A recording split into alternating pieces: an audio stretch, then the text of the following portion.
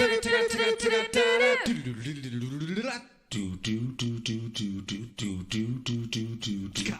think it's time we grow this dream. Get everybody on the mics together. Okay, 3, 2, 1, podcast.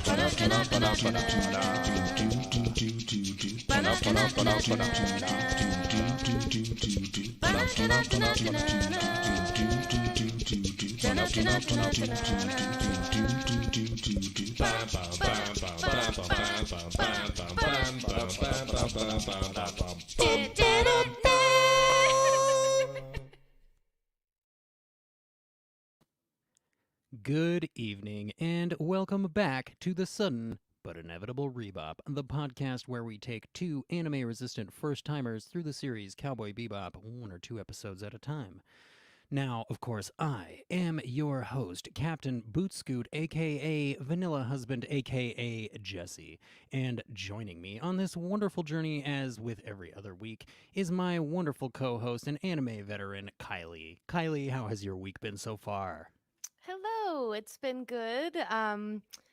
Been anticipating / dreading this day all week. And just so excited to dive in. Trust me, I 100% agree with you. It's been a quite the mix of emotions the last couple days leading up to this. Thank you for pointing that out. With us, next to Ms. Kylie, as always, is the first of our anime-resistant first-timers, Josh, the head of the Twist My Arm Podcast Network and the host of the Twist My Arm Podcast. Josh, welcome back, and how are you doing, my friend? I'm good. I'm sad that that's one of the last times I'm going to roll in like that. I really like the whole roll-in thing, you know? I really liked last week when you went Zoom, or maybe that was 2 weeks ago, but that was really, I don't know if cute is the word I'm looking for, but I enjoyed it. It was fun. Yeah, I'm kind of hoping that the next season is still you and Kylie hosting so I can still Zoom. Zooming in, that's now Josh's number one priority with a new show is, can I roll onto the screen when I am introduced? That's, I think that's a requisite we can probably work with. That's not too big of a demand. I hope so. Yeah. If Ricky's the co-host, I'll just go to his house Ricky, and just roll Ricky in. who? Ricky D from Best Flicks with Ricky D, our second of 2 anime-resistant first-timers. Is that the Ricky you're referring to? Whoa! Hi, Ricky D from Best Flicks with Ricky D. How's your week been? It's been a good week. I'm excited. I'm watching some good TV. How about that Cowboy Bebop? How about that Cowboy Bebop? Huh? But it's been a good week, and I am happy to be here. And we, my friend, are just beyond grateful to have you, as we are every week, of course. Now, that's usually it for us, folks. We're usually done introducing crew. But this week, that's not the case. This week, we are very excited and honored to welcome back the first ever guest for the sudden but inevitable Rebop, Philip Krogmeier. You may remember Philip Krogmeier from his first appearance on our show, where some weather and some other stuff conspired to make it not 100% ideal. But Philip, thank you so much for coming back. We are grateful to have you. How are you doing so far, man? Doing pretty well, Jesse. Thank you. Glad to be back. Look Philip, at that gear course, you guys are wearing over there. I just got to point that out. Like, those hats are pretty tight. So Twinsies. I was Which pretty one's upset. the real Ricky? Which one? I was upset because Ricky's hat came to our house when we ordered it, and I was so excited. I thought it was like for me, That's and I why put it it was on, open. and it wasn't for me. She like I've gotta ripped be it like- open and put it on. I I'm like know, the well, I fourth was- person to wear this hat, I think. I Yeah, told so Ricky Kylie, D, me, Jesse definitely wore it. I almost wore it. I told Ricky D that as soon as I touched it, I thought to myself, maybe Josh just forgot to drop this off, or maybe, I mean, Ricky wouldn't. Oh, nah, I got to give it to him. It's a beautiful hat. It's a gorgeous, gorgeous design on the logo, if I may. So soft, and so I thick. do love the material is such a high quality. Like, I was kind of blown away. No joke on that high quality part. Yeah. This is easily the nicest winter headgear I have ever owned. This is a nice hat. Touch For of real. Kif. It's velour. It's velour. So I was going to say, with Philip here, the rest of us can actually sort of take the week off because Philip knows everything ever. Every reference that we drop, every little tiny joke that I've seriously dropped one-word references, and Phil has picked them up. So get ready because this is going to be a fun show. Now, I'm gonna have to Before we deep go dive any into my further. I'm gonna have to dive into my wealth of knowledge of. Let's try to trip Phil up today. I Get it? know. That's I the think goal. that's my goal is to Let's have go. him Everybody not. get puffed up. Yeah, Yep. he's not gonna recognize at least one reference that I make Now, tonight. before we get into puffing up and attempting to confound our guest, which I don't know why we're doing that, but I do have to say hello, good morning, good evening, thank you. We can't live without you, and you mean the world to us to the live chat. That's Rosie, that's Callie, that's Rona, Callie's mother. I just want to say hello, ladies. I'm so happy to have you with us. Looks like they're debating about which show we should watch next. Also, looks like Rosie is about to have a break from work, which is good because they're short staffed. She's going to be learning Photoshop next quarter. That sounds really cool. And they all want us to watch a show called Briscoe County Jr. That's actually true. Sinacera and Rosie have both suggested that show for us. I'm going to take this time to say we have not officially decided what is going to be season 3 of Sudden But Inevitable, but there will be a season 3 of Sudden But Inevitable, and we anticipate there being a whole slew of bonus episodes between season 2 and season 3 while we figure out some production schedule stuff. Because when you are an award-winning podcast, like we are here at Sudden But Inevitable, your fans start to expect a certain level of quality. And if we can't put that out, we're going to feel bad. So we're going to work really hard on season 3, and we're going to make it the best season of Sudden But Inevitable yet. So we need time to do that. But don't worry, we're on it. Now, I don't actually have any corrections from last week. I don't have any admonishments to make. But if I'm not mistaken, our very dear, wonderful friend and guest Cameron from last week does have something he'd like to share with us before we get into this week's episodes. Josh, if you wouldn't mind, take it away. Well, hey there, space cowboys and Oh my god! Of course. Man, why is it- girls. It's Cameron. Let me you may- restart this. Jeez. Well, hey there, space cowboys and girls. It's Cameron. You may remember me as your guest from last episode. Thanks again for having me on. It was a blast, and thanks again for getting me to rewatch Cowboy Bebop. Now, since we last talked, I've been thinking about my review for Brain Scratch. Well, I've been thinking about Brain Scratch, the episode specifically, and I kind of had some revelations about it I hadn't previously made. I suddenly realized the obvious connection between Londus's railing against the weakness of the flesh and blood and bone of the body and the reality that he was in a coma with no use of his body. That suddenly makes the episode kind of make a whole lot more sense to me. I also realized the subtle genius of having the cult's brainwashing tool being a video game, and then finding out Londus is actually a child was kind of a cool twist. It just kind of connected things a lot more than I had previously made connections for, and maybe I wasn't giving the writing quite enough credit. All this is to say that I come to you, to your voicemail, hoping that I can officially raise my rating to 7.5. That's it. That's it. On to the finale. Great job, guys. Bye. Oh my gosh. Thank you so much, Cameron from Green Shirt, A Newbie's Trek Through the Next Generation. As captain, I must say, yes, you are allowed to change your rating, and I will go ahead and bump it for you to a 7.5.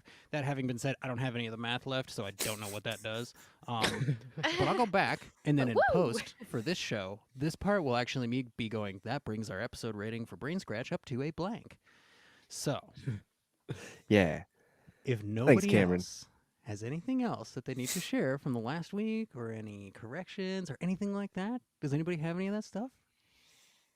Not here. Negative, Captain. Nope. Okay. All right. I'm as Rosie said in the chat, dreading, yes, the end. And I am. But I had so much fun with these 2 episodes, and I have had a blast with you guys all season, and I want to jump right into this. Kylie, just give us a synopsis for these 2 episodes as a whole, because it's definitely one story.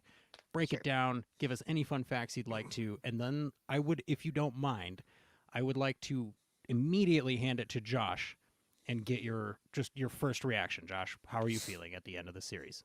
Take it away, Kylie. Cool. Okay, so part 1. Violence erupts on the streets of Tharsis. The Red Dragon crime syndicate is in the middle of a secession war, and many old scores are being settled. And then as we segue into part 2, Spike finally finds the woman he's been searching for, and Faye makes a surprising return to the Bebop. With the syndicate in hot pursuit, Spike seeks to end the reign of Vicious. So couple fun facts here. The title, "The Real Folk Blues," is obviously the title of the outro of the series. But what the Real Folk Blues is a compilation of albums between 1965 and 67 by Chess Records, and that's like your jazz people and your folk and like Muddy Waters and stuff. So that's kind of fun. And then Jet's story, he's talking about the snows of Kilimanjaro. Um, and it's a little bit nerdiness in me, but Ernest Hemingway is actually one of my favorites, and that's a short story by him. So that's kind of fun. And then I did have to look this one up, but Julia's car, super sweet, right? So cool. So apparently it's a 1948 Tucker Torpedo. But no convertible version has ever been, drafted or made or found or anything like that. So that's kind of fun. But the Tucker Torpedo was the first, very advanced for its time kind of thing. So I guess that would be why it's probably in there. And then other than that,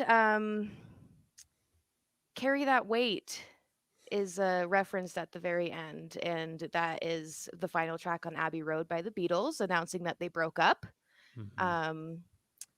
And this is just a fun fact about just the whole series. This is the only episode that doesn't have the intro and outro, and there's only 4 songs in the episode as opposed to Numerous. 11. Yeah. So fun stuff there. Pieces of 11 different songs. Yeah. Right. Yeah. So let's go to Josh right away, and then we'll definitely go to Ricky right away. But Josh, I think it was maybe 2 weeks ago, maybe 3 weeks ago, you said to me, if we get to the end of this series and Spike dies, I'm going to be so mad. But then when I was reading through all the stuff that you were talking about the show in the group chat, I was like, I think Josh is fully accepting of this one season serialized, this is a complete story. I don't know if that's exactly where you're at, but please, how are you feeling, man? That is exactly where I'm at. Yeah, I was like a little passionate about that for sure. But after watching it and seeing it all play out, it was definitely a good ending to the story. You know what I mean? And like you said, the serialized aspect of it, I love that whole part of it. And for it to just end like that, and technically he didn't like die. You don't really, there's not like official word on that. I mean, you could really, if you wanted to do a season 2, you could do a season 2 and bring him back. Could be open interpretation. Right. So I thought it was a wonderful ending. I thought it was it was poetic at the end.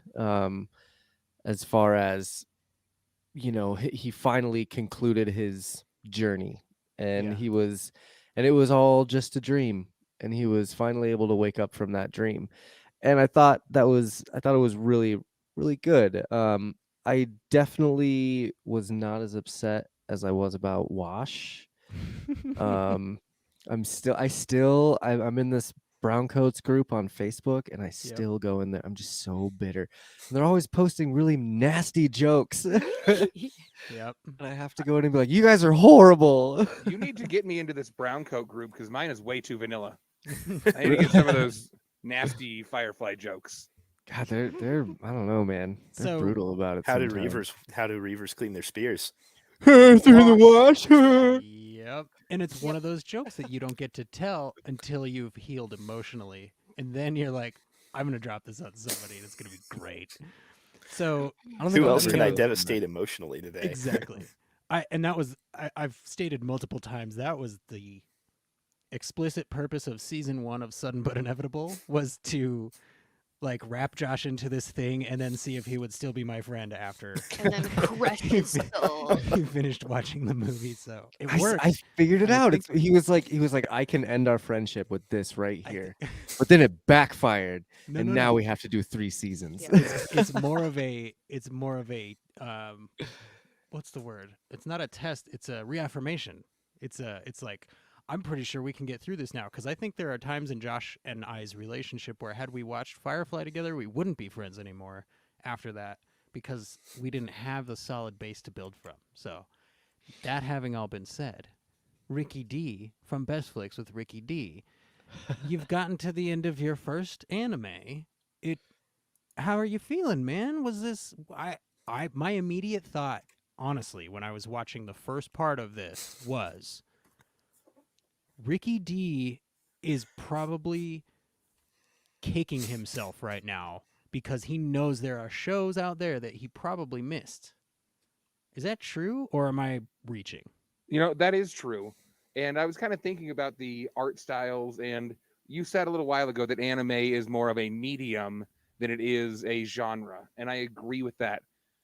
Um, but I also think there's this like fairly distinct wedge in anime that kind of differentiates some of the shows that look like Pokemon and Yu-Gi-Oh and Naruto and these really brightly colored anime, and then there's these really dark animes with these very dark color palettes and lots of violence and not all of that happiness that comes along with some of those other ones.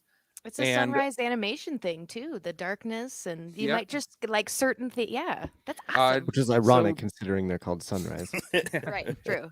so there are some other animes. I've still got that, like when you say, "Hey, you want to watch an anime?" I'm like, I still kind of get that weird icky feeling, but then I'm like, what about Death Note or Evangelion or some of these? Gundam. I've seen them floating around Hellsing. Phil's bookshelf, for example. Most of that we just listed is totally Sunrise. Just saying. Yeah, so Phil, are you hearing this, man? Are you as excited as I am? Oh, there hell are yeah. a couple different shows that I wouldn't mind, kind of peering into. I need to finish Attack on Titan because that was another anime that I do That's a too. fun No one. spoilers. I don't know. well, I it only watched like the actually- first 5 episodes, but Okay. Okay. it's a long time It ago. actually still has like another half season to Yes. go Yeah. before They the keep- anime finishes running. And Oh, that wow, one's so okay. dark and But weird. the Totally. manga, But it was- the I manga have to wrapped have up a within the guide. last year, and it wow. was I But have to then, have a like, guide for that show because I'm like, what part are they releasing? If I watch now, am I going to be mad when I get to the end of that because there's not another episode for 6 months? And my guide, whose name Yeah. is Travis, is always like, "Yep, you need to wait until this day, and then it will all be there." Yeah. I'm like, "Thank you, man."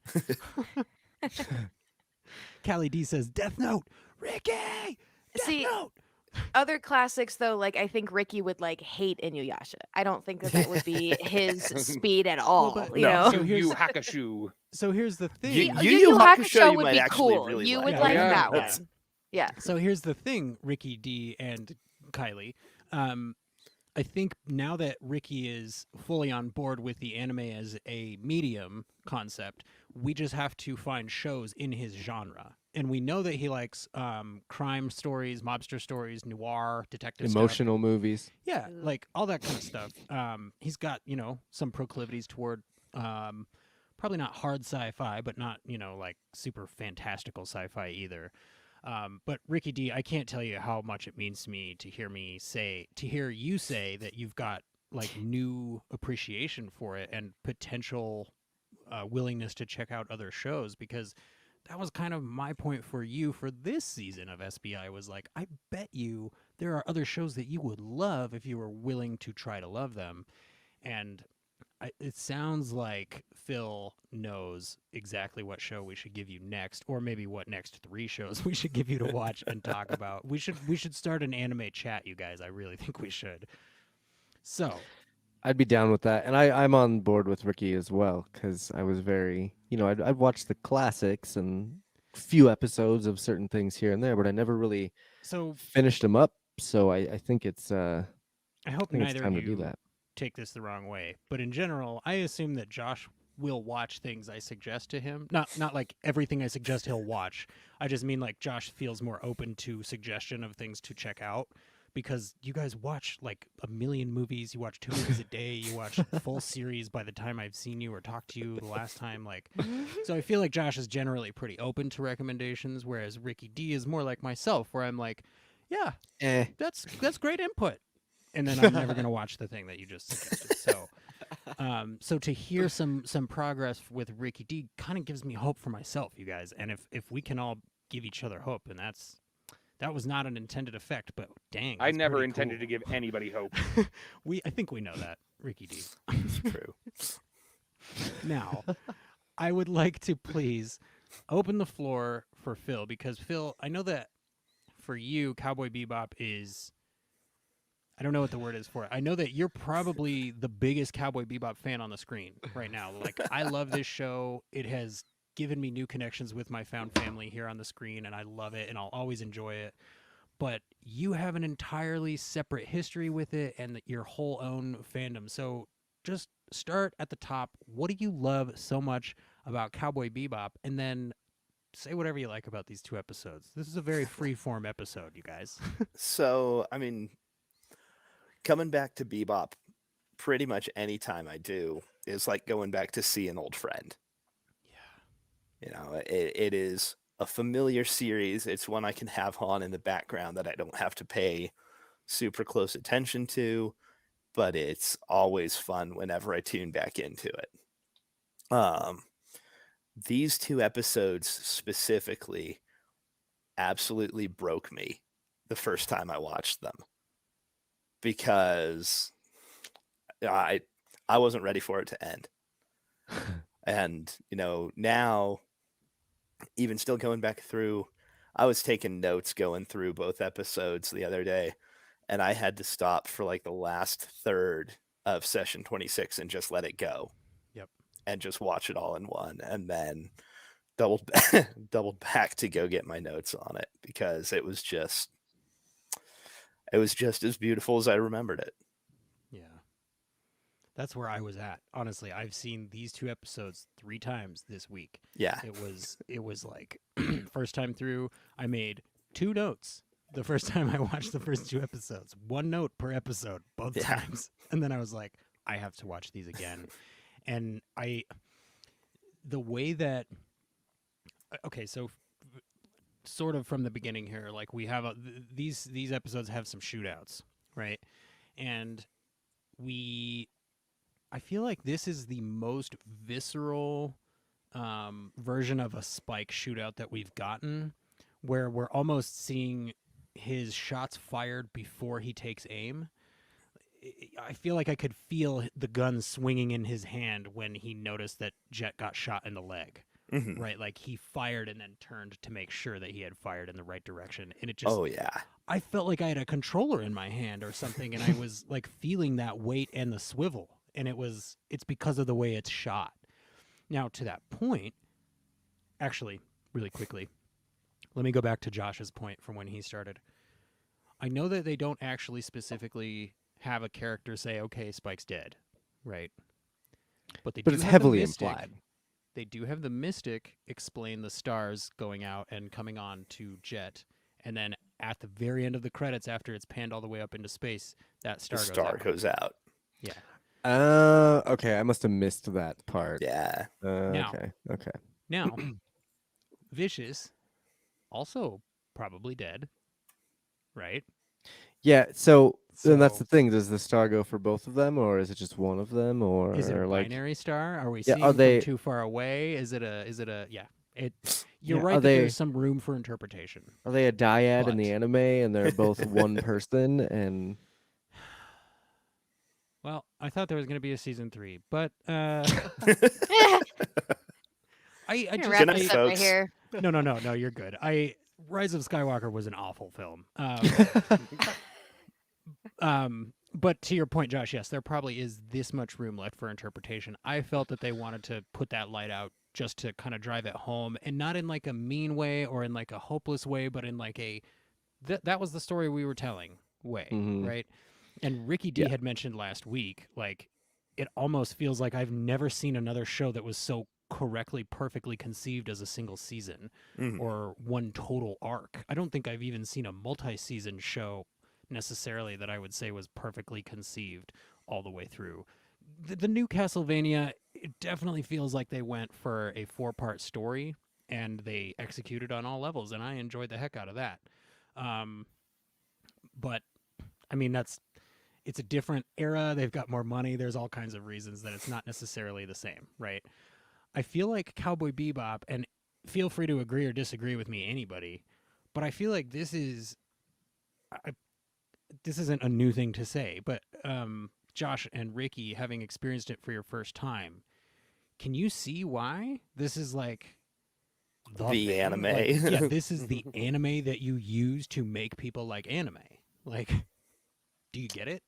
Absolutely. Yeah, for sure. And anyone I ever talk to is, I'm like, oh, I'm doing Cowboy Bebop for the podcast. And they're like, what? Oh, that's so cool. Like, today I asked a buddy at work, conveniently enough, I was like, hey, so, we're doing this Bebop thing. We're looking for a copy of the movie. You don't happen to have one? He's like, I do. It's somewhere. It's somewhere in my closet in my house. I'm gonna find it. And I was like, oh, that's wonderful. He's like, I freaking love that show. I can't get enough of it. I was like, cool. Sweet. Yeah, you know, and that's what I was thinking too. Putting out some feelers. Somebody's got to have that movie. Oh yeah. Phil, do you have a copy of the Cowboy Bebop movie? I don't actually. Oh. Womp I know. I would have put Sad money trombone on that.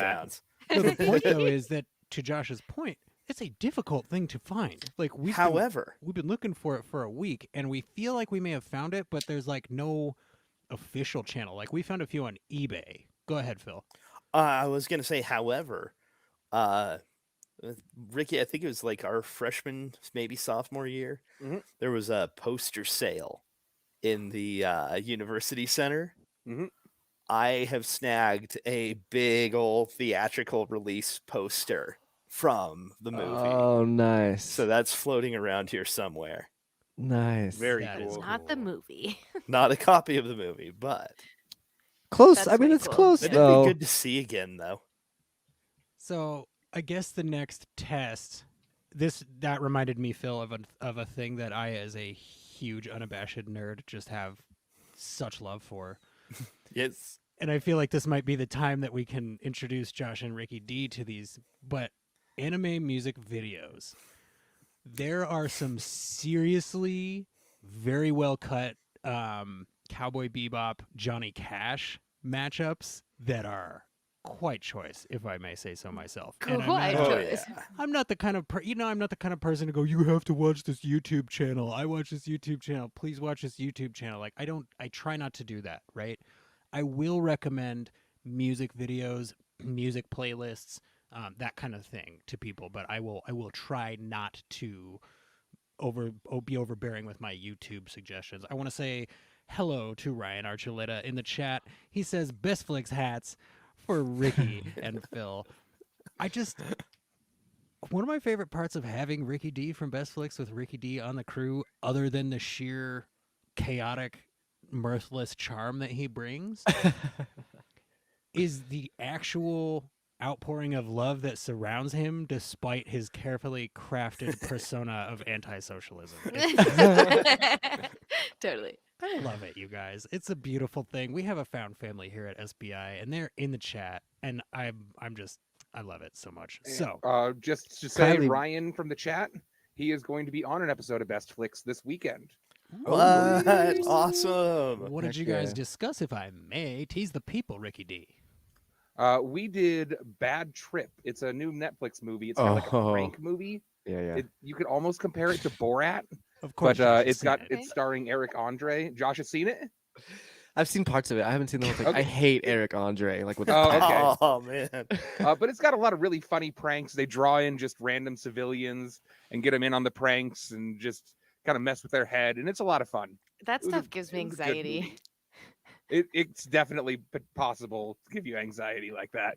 I know a lot of people had that issue with Borat. They just didn't like having regular civilians kind of drawn in and messed with, but it gets some good laughs. I like that kind of stuff. I don't know. I don't like the Eric Andre show. I can't do like much. Impractical Jokers. Yeah, or I mean, anything. I talked about how Borat is awful great. Impractical Jokers is. Impractical thought- I- Jokers is a terrible franchise. It's Yeah, made for I- the worst, dumbest people. I would not go that far because there are some things that I enjoy that are pretty basic and like dumb, or like, if you examine them from an objective level. I love American Ninja Warrior. But personally, I like, in my opinion, that show sucks. And I'm not saying anybody who likes it sucks. I'm just saying I don't like it. They're the I worst did- kind of people. I did like the Ashton Kutcher show, What was that one? Oh, Uh, Punked? Oh, Punked. That one was good. That was See, celebrities, though. Yeah, but still, I mean, good. some of the pranks are crazy. I don't know. Sorry, we're getting on tangents here. No, but- it's okay. It's okay. So we have a lot. We have, like I said before, we have multiple shootouts in these 2 episodes. Knowing that this came out just before The Matrix, right? You start to see some of the anime influences in Matrix if you go look at late 90s anime, really kind of from anywhere. But in this episode, you've got a hotel lobby, you've got a lot of pillars that people are dodging and hiding behind, there's an elevator. It's once you see where the DNA for all that stuff comes from, I feel like it puts it where you can either go, oh, they ripped that off and whatever, right? Or you can go, oh, cool, the pieces of this story can always be the same, but the angles that we look at them with can be a little bit different, I mean, just the very casual start of the Real Folk Blues and then Spike lazily just tipping a grenade with the front of his shoe into That was the like one of my lobby. favorite parts. That's Oh, so. man. That's when Impossibly you casual, came cool. when you came down the stairs and I laughed. That was what I was laughing at. Was him just kicking the grenade. I was like, grenade oh, kick. Yeah. that's awesome. And it was so nonchalant and relaxed. He was just like, this is what he wasn't doing it to be cool. He was just doing it because, oh my gosh, I know. I'm Rosie the and worst. I'm so sorry to you're everybody. a terrible person, Ricky D from Best Flicks with Ricky D. Rosie in the chat. I love Impractical Jokers. 4 friends challenge each other. It is hilarious. It makes me laugh. I told you, Rosie, I would not go so far as to say that anybody that likes that show has something wrong with them because some of the stuff I like is dumb. And that right there, Ricky D, is why you don't do stuff like that. Please direct all of your ire towards me. So, All on me. Should we ban him for 5 seconds? Okay, ban so for for 5 me, seconds. the cinematic equivalent to Spike like just tapping that grenade with his foot is please remove any metallic items to be carrying, keys, loose change. Yeah. And then Neo opens his coat, and the guard goes, "Holy shit!" It's like, to me, that's the same moment. Like, this guy gives no Fs. He is about to tear this building apart floor by floor to get to the top. Like, it's just, what is it about an office building, you guys? What is it about floor by floor carnage that makes for such good cinematic? And everything, it's great. I agree. Nobody enjoys being in an There's- office building. I I think think it- watching it be destroyed is half the Yeah, fun. Probably office what it buildings is. kind of represent a type of imprisonment for, kind of the middle class. Mhm. So true. And did you not go to work with your, on a weekend with your mom or whatever and play cubicle wars with your siblings and stuff? Like, come on. My dad worked at a big factory with huge machines, and he was like, "You stay across that yellow line, you might die." You might die. I grew But up I on a farm. I got to drive the big machines. Oh, nice. I did want to kind of talk about that. Like Spike seemed to be thrilled to go tear apart that building. Like when he's talking to Jet, when he goes back to Jet after Julia dies, and he goes back to the Bebop, and he's like eating with Jet, and then runs into Faye, and she has her Point Break moment where she's shooting the gun up at the ceiling and like yeah, but I feel like he was so at peace with everything, and when he was going up to that building, he was just kind of toying around, like he was just having a good time, knowing that he was going to massacre every single person in that building and get to the boss fight and wreck Vicious. I really enjoyed that part of it, because Spike was always kind of annoyed with things through the series, and even at the beginning of this here, when he was annoyed with the women aspect, when he, oh, they're gone, there's always been trouble, and now at the end he's like, this is good, this seems good, we can go out like this. Yeah. I don't know, it makes me He- appreciate Spike The that way much Rosie more. put it in the chat was definitely at peace, a man on a mission, and he's always been Yeah. zen. Whatever happens, but we know that with Yep. Spike. But Yeah, for sure, but it was more so in this, yeah, like in this episode, it was like it was like Faye was sitting there calling him on his hypocrisy, right? She's like, seriously, what are you doing? Like, you're always talking about let the past go. You gotta like come. This is your advice, dude. And he's like, yeah, that's how you know it's right, because Mhm. I am living that, and I refuse to break the cycle. Like, he's like, he's at this. He goes, whatever happens, happens, but he knows that this is a moment of fate, and that he's Mhm. going to go play into this moment of fate regardless, despite having said his whole life, whatever happens, happens. He fully knows what is awaiting him at the top of this office building. And I love the kind of going back in time moments in this too. I would love to see a little more of that in the live action. I because it seems like, I mean, obviously Vicious and Spike worked together. They were partners. They were really Yeah. good together. Obviously, Julia and Spike had a thing. They were, laying in each other's arms, and like in love, and I would like to see more of those stories, and see Yeah. why it comes back full circle. What happened with them? Well, I'm wondering if maybe Spike and Vicious fell out over because of Julia. Right. Like it all. I mean, I mean, that would make sense, and I would love to see that story. I mean, it might not ever happen, but that's just me, and I imagine that story in my head of how cool it would be to see Spike and Vicious going on these missions, because Vicious is just that. He's crazy. He's vicious, and he will do whatever it takes. Where Spike is a little more grounded, and I would love to see the the interactions of that, and how Vicious would be like, well, let's just cut his throat, and Spike's like, yeah, maybe let's pull it back a little bit. yeah. Ease up, creepo. Yeah.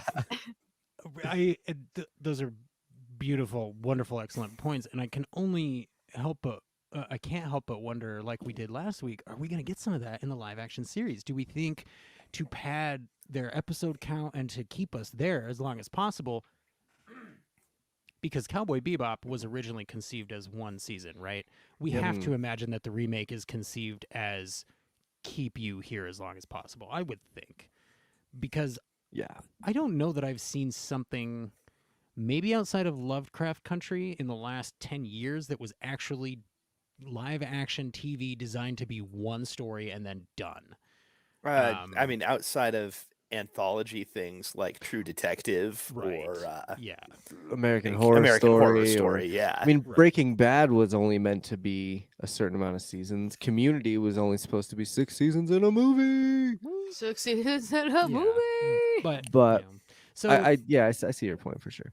now, real quick, Ryan in the chat is asking, is the remake a movie or a series? It is a series coming on Netflix. It stars John Cho as Spike. And the production photos, we actually just got a new look at him in the church. His hair And- is spot on. And the I'll church bring is that spot up. on. Now, to that point, I was watching, I watched every credit at the end of this, right? One of the credits that they gave was set designer. There is a set designer on this show, you guys. Remember a couple of weeks ago how I was talking about how the show feels like it's shot in live action already? That's because they had somebody draw sets as though they were going to have to shoot on these sets. Like, they actually created the show from a tangible physical place. I would not be surprised to know that there are blueprints of the buildings and of the ships and things like that with dimensions and measurements and all kinds of stuff. Because then yeah. they had like it was like an environmental lighting artist and then a director of photography. I'm like, these are all the same credits you would have on a regular live action show. And it really goes to illustrate that lived in quality, that realism of this ridiculous future space bounty hunter world that we've been living in, that we're like, this is so realistic. Like, how is it possible that we feel like this space bounty hunter show is realistic, you guys? That's deeply impressive to me. Now, Oh my god, look at that Edward. I know. Ed is going to be That's the little girl great. from Modern Family. I I believe can't so. tell. This picture is terrible. Yeah, it's hard to see really, but you can't even tell that's John Cho, really. So, No. But anywho, this scene with Faye and Julia let's get out of the way that it clearly does not pass the Bechdel test, okay? But what about the tension in this scene? Oh my gosh. Like I haven't seen this episode for at least 15 years. So I knew that they weren't going to kill each other, but I wasn't really confident in that. So I was like, what is happening here? And then I remembered, oh right, Faye is a true chaotic neutral. She just like sees a woman in a car being chased and goes, instinctually, I'm going to help her because that's how Faye came into this world, being chased, no idea what's going on, no context. I want to say hello to Roy Thompson in the live chat. Our friend Roy Thompson is also known as the Intrepid DM, and you may have heard that there is a brand new podcast on the Twist My Arm network called The Intrepid DM Journeys, hosted by Roy. Please go check that out. You know, Josh has the air horn sound effect. They don't have to do that with their mouths. I don't know why they do that. But Because I don't have control of the sound. I have to make it with my mouth.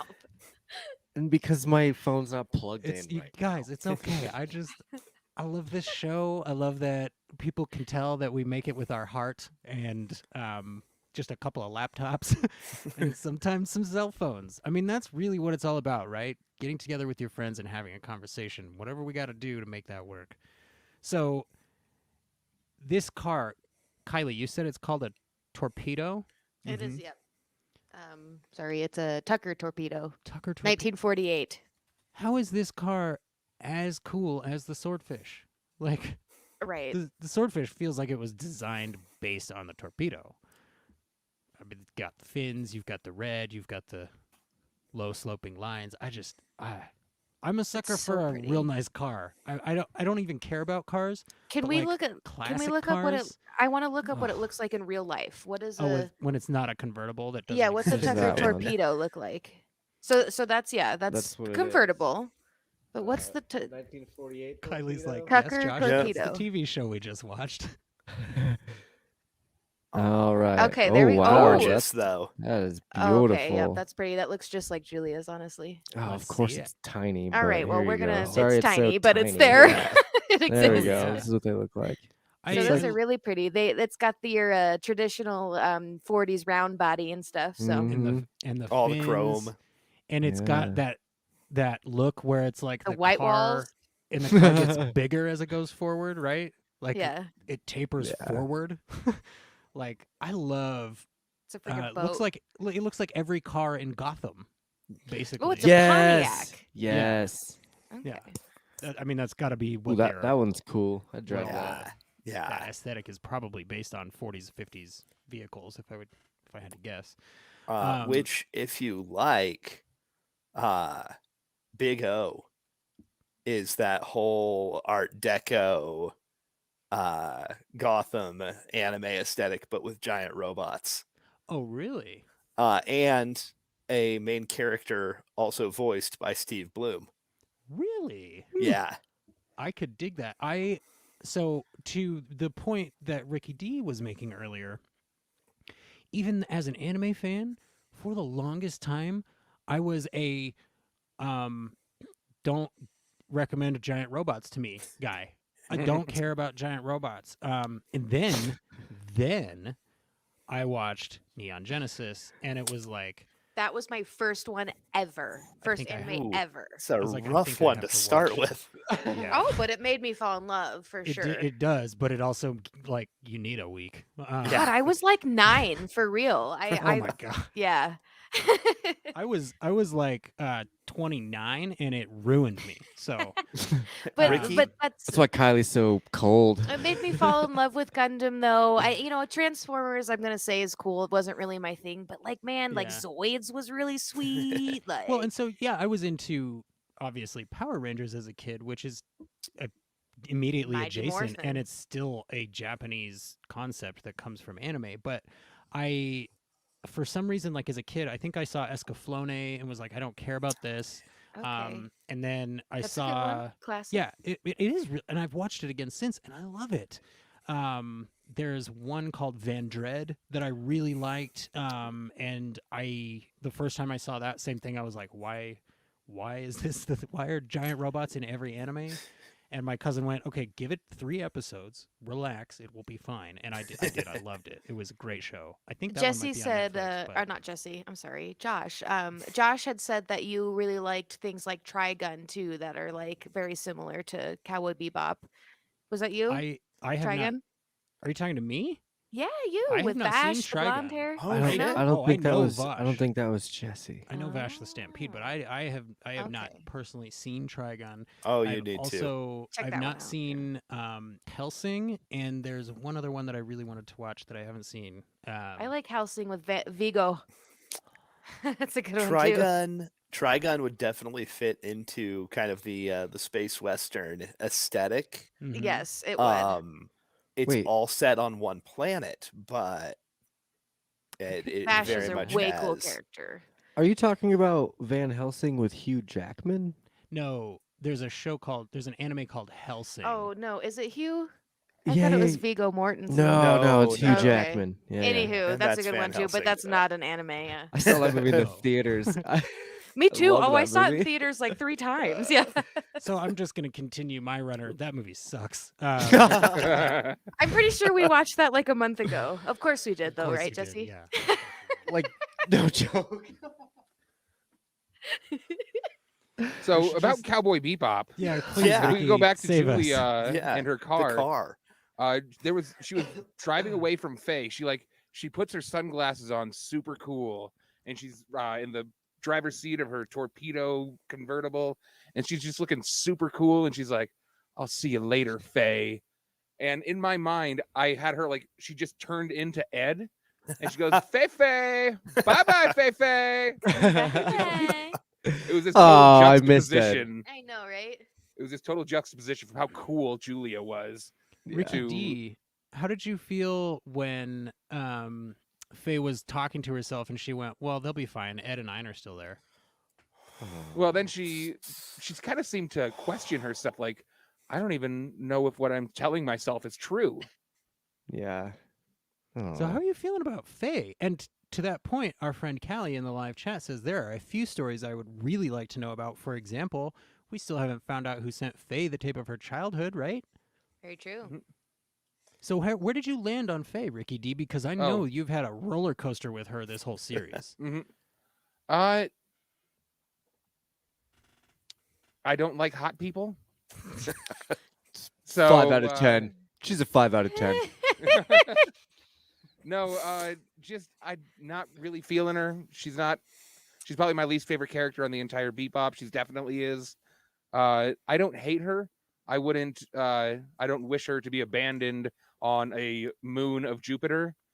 But What are you gonna do she's about all not the pretty great. people in the live action? Everyone in the live action is pretty. You gonna be able to watch it? You know, I've made that How do you concession watch for movies most at all? movies. Yeah, Ricky.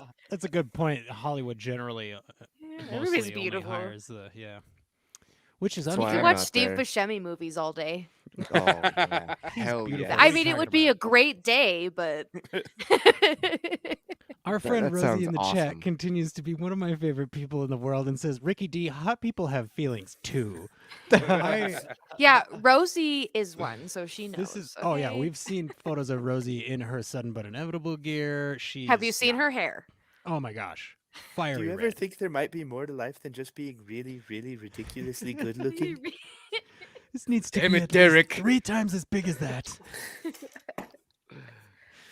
Oh yeah, I knew this was gonna happen. Where some little reference would happen, and then we would go in whatever direction we needed to, really quickly to pull it all back. Let's talk about Alfredo No, and how he's the big Oh, shots guy, and God. how that guy's name is Oh, you got- Alfredo. You caught it too? Okay, I so got- Alfredo Where was that? is like a totally popular name. No, I get that, but like Okay. I was not expecting that guy to be Alfredo. And to be totally normal, he's like, "Hey, mom, yeah." and he what's- was yeah. sweet and he loved his mom. Yeah. I just thought Regular that was guy. awesome. He's like, I- "Oh, I'll just find another job. It's fine." What happened to your partner? She married her married her agent. She's marrying her agent. Well, and I was really, like, honestly, very appreciative that his over-the-top racist caricature accent was by just design. that. Like they Yeah. did that on purpose, Yeah, and then he's just a showed that person. the guy was doing that on purpose for the show. Like he's a regular dude. This is what right. This is what everybody in the show does something different to survive and get by, right? So this is what he does. He puts on this caricature, and my immediate thought was like, I hope he gets a cooking show next, Yeah. where it's him and his mom, and they're sharing recipes and stuff. And Hometown recipes. and I like to think that, maybe Jet just takes courier missions now, and Faye, does the run. She goes pick stuff up for him because he's not really, he's not the same since he got shot, and he wants to slow down a little bit, and maybe he's not so reckless anymore, and maybe he's softened on women a little bit. I don't know. Maybe there could be a whole story with them too, because as far as we know, And then they they don't run have into anybody Faye else. when she, or Right. not Faye. They Cowboy- run into Edward when she's like I was gonna 20. say Cowboy Bebop season 2, The Search for Ed. It would I be think the only way that I Cowgirl would Ed. accept, the only way that I would accept a season 2 animated Cowboy Bebop would be if it's like 20 years in the future and it's entirely centered around Ed and Yep. her band of insane misfit hacker Oh, pirates. and Ein- Ein had And puppies. Ein's 3 puppies. Yeah. Yeah. Ed And could then- definitely yeah. assemble some of those trash goblins. I dig it. And you guys, I want more Cowboy Bebop. It's coming. I know, November. I know. At the end of this series, it's like, why are you so good at being one season long? Like, just be 5 seasons long. Like, I That's know that it selfish. would not be the same show. Exactly. I know it wouldn't be the same show. But it is amazing to me, and I feel like it's really difficult to communicate just how far out of the park they knocked this thing, you guys. From the start, they're like, let's use the music to conceptualize the visuals, to conceptualize the music in this cool back and forth, creative, angry, argumentative, combative, beautiful marriage. And while we're doing that, let's design the space as though it's a real livable space. Let's create sets and then shoot like we're on a set. Like, every little decision that went into this just pays off impossible dividends. We went into this episode knowing 99% exactly what we're about to see, right? There's no chance that we're like, because when the episode starts, the toning of it is like, oh, it's going to go down. Like, this is what this episode is. And you could say that about the whole series, and we have said that about the whole series. It's this mix of tropes. It's a smashing together of tropes and seeing how many you can get into one episode and still have it make functional sense. And to have that work for the course of the entire series, individually per episode, and then also as a self-contained total story, it's masterful. It's mind-blowing. I don't have words for it, you guys. It's like, I can't pick out another property that I feel was so perfectly conceived and executed from start to finish. If you guys have one, I'd like to hear it, because I don't think I have one personally. Phil's got to have something over there. I mean, yeah, on a smaller scale, Fooly Cooley, because that is 6 episodes of Yeah. absolute insanity. Gold. Yes. Yep. Mhm, Uh, mhm. On a larger scale, Full Metal Alchemist Brotherhood. Really? Agreed. I agree with that too. Have you So seen that's- Bessie? No, that's the one that I resist that people tell me to watch, because So love it's that the one. one that they always say. So I'm like, nope. I actually made Josh watch the live action with me, which, don't get me wrong, is nothing compared. Actually, kind of liked it though. Just saying. But no, like that's definitely one. Oh my gosh, Jesse, if you haven't seen it, Some Got of the live action films coming out as far as anime adaptations have been pretty spectacular. I really liked the Rurouni Kenshin live action movies they did. yes, Rurouni Um, Kenshin's also like a top 5. Yeah. Samurai X. Didn't they do a Samurai X live action too, or was it just? I The Samurai X is like the original, I think. yeah, and I yeah. don't know that they dropped that live action of that, at least in the U.S. Okay. I don't know if it ever made it across. There's this whole big world of awesomeness. It's so exciting. There really No, is. the original live action Death Note film From that they Japan. did back in 2007, 2008 was really solid too. Okay. That one was fun because they actually dubbed it with the English anime cast. Really? So it's like Fun. I'm sitting there in the theater Okay. watching it. I was like, God, this guy sounds just like Light from the anime. It's like, oh I have shit, to it watch is that. Light from the anime. Yeah, I have to watch So- that. That's one of, much like this show, Death Note is one of the few that when I watch it in English, I am just as impressed as when I watch it with subtitles. I just, and hearing Phil say that makes me go, okay, I should probably give Full Metal Alchemist Brotherhood a shot. Is it the kind of show where if I watch one episode tonight, I'm going to be up all night? I think so. Maybe. Okay, well, then I might Yeah. not start it. No tonight. guarantees. I might not start it tonight, but I will. But put it on my list. it is 52 episodes. Oh, that's not bad. I want to say beginning to end. I can dig on that. I can Yeah. definitely dig on that. So, we have. Just I don't make know me if I don't cry. know if this is the saddest character death in the series, but this is a tough character death when Annie goes. Yeah. Ricky D Yeah. from Best Flicks with Ricky D. Did you tear up when Annie went? No, I didn't. We barely had any time Mm-hmm. to really experience her death because, Spike is going in there. He's already prepared for this place to have been hit. He's concerned that people in there might be waiting for him or somebody might already be killed. And they get in there, they meet Annie, who we haven't seen for 20-ish episodes. Yeah. Since And- the first time we saw Vicious, I believe. Yeah. And There's a go lot ahead. of repeat characters in this episode. Yes. And she passed away, and Julia walks into the room behind him, and guns start blazing again. Yeah, and for me, I think what affected me about her going was because of the first time we do meet her, she's like this perfect sense of quiet, confident strength, right? Like she's like, I got out. I'm able to balance this life with that life, and I can function as a regular person, even though on the inside I've got a lot of pain and turmoil going on.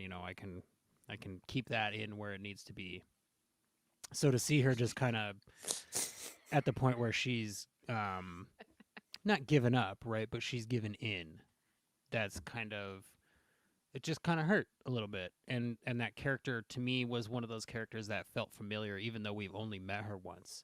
The first time we met her, I was like, I love her and I don't ever want anything to happen to her. And I feel like I've known her for 20 years. So, and that's kind of the point of her, right? Is that we don't know her, but Spike has clearly known her for 20 years and has a huge emotional tie. Rosie says, I like bobs. They're talking about haircuts. This is a short short layer boycott. Oh, originally they left a mullet. I had to cut that off. I was Oh, very poor confused. thing. Sorry. But Callie says it was the same as with Shin. Like, nah, I was sad, but at the same time he had just turned up. And for both of them and Lynn, there just wasn't enough time to get to know them and then take in their death.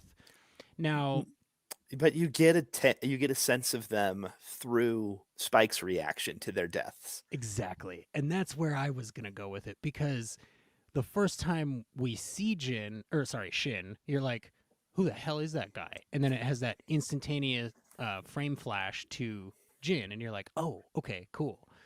And so then he goes, hey, I'm his brother. And like you're saying, up to this point, we've had no interaction. We've got this, that, and the other thing. But Spike's advice to him is, don't do what your brother did. And, why are you so idealistic? But we get to see that this brother is idealistic on the other side of it. he's not showing up to be like, Spike, you need to give into the old ways.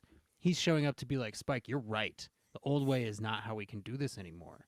And I had a total hero moment with him when he showed up and he started fighting with Spike. I was like, yes! Like, very excited to have some help here. Like, come on. Why is it one guy? And it was like, to your point, all I got was Spike's reaction to him, and that was enough for me because I was like, this guy is ride or die now. So I'm totally here for it. And just that method of like, shoot two guys, put down some plastic explosive, run past it, kill whoever follows you. Shoot two guys, put down some plastic explosive, run past it, kill whoever's following you.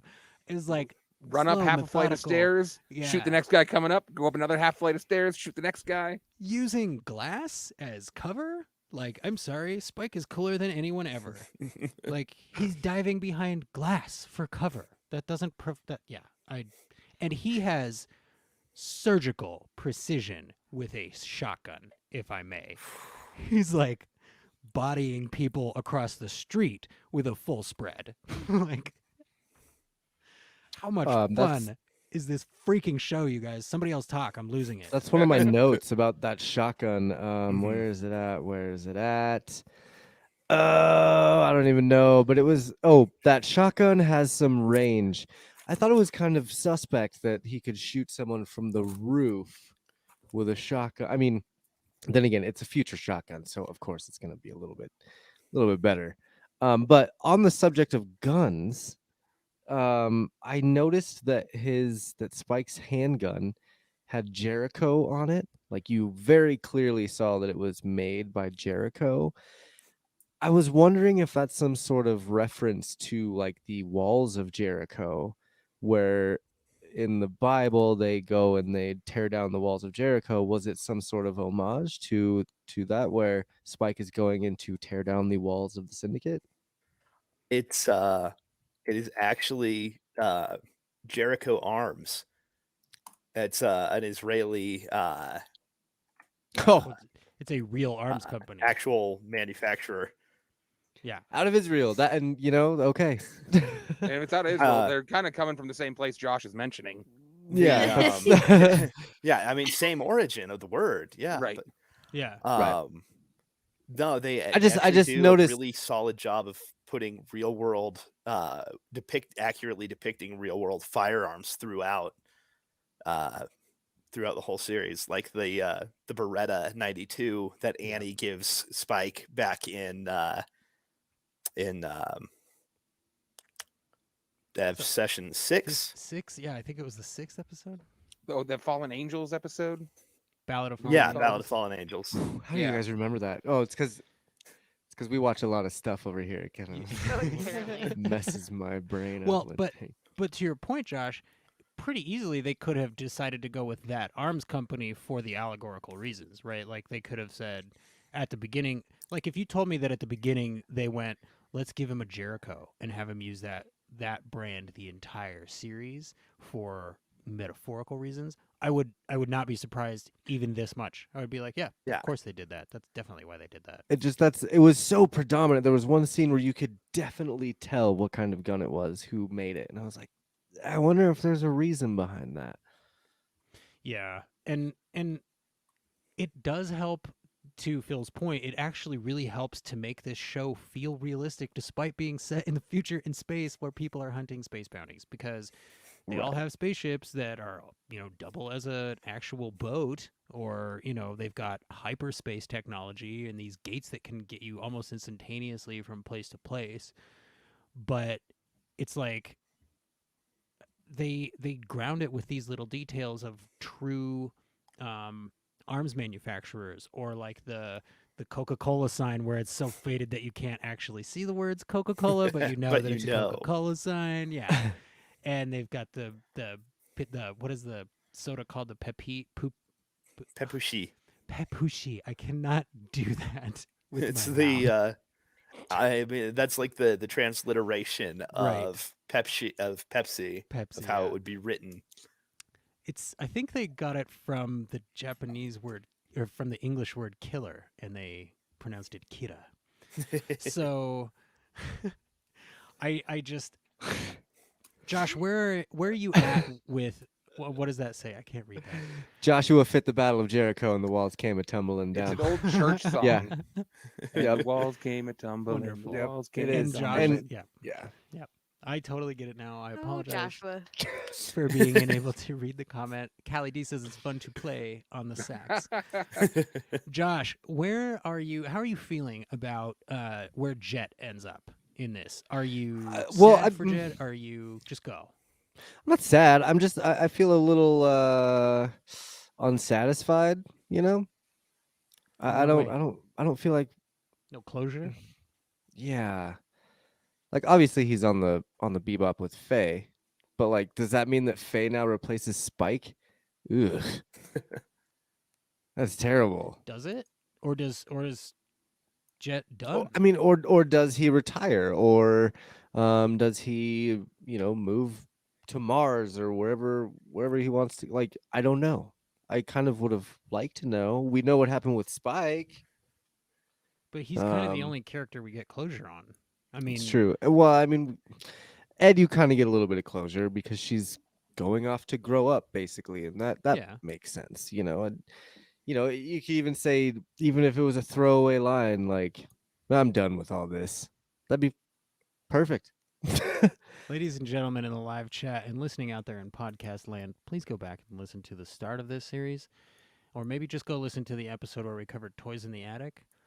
Josh's definition of closure has certainly been ended in the last 12 or 13 episodes. And I think that's personal growth. I'm not calling him out as like some kind of like douche or anything. I'm saying, look, he's taking new information and applying it going forward. That's how you should be in life.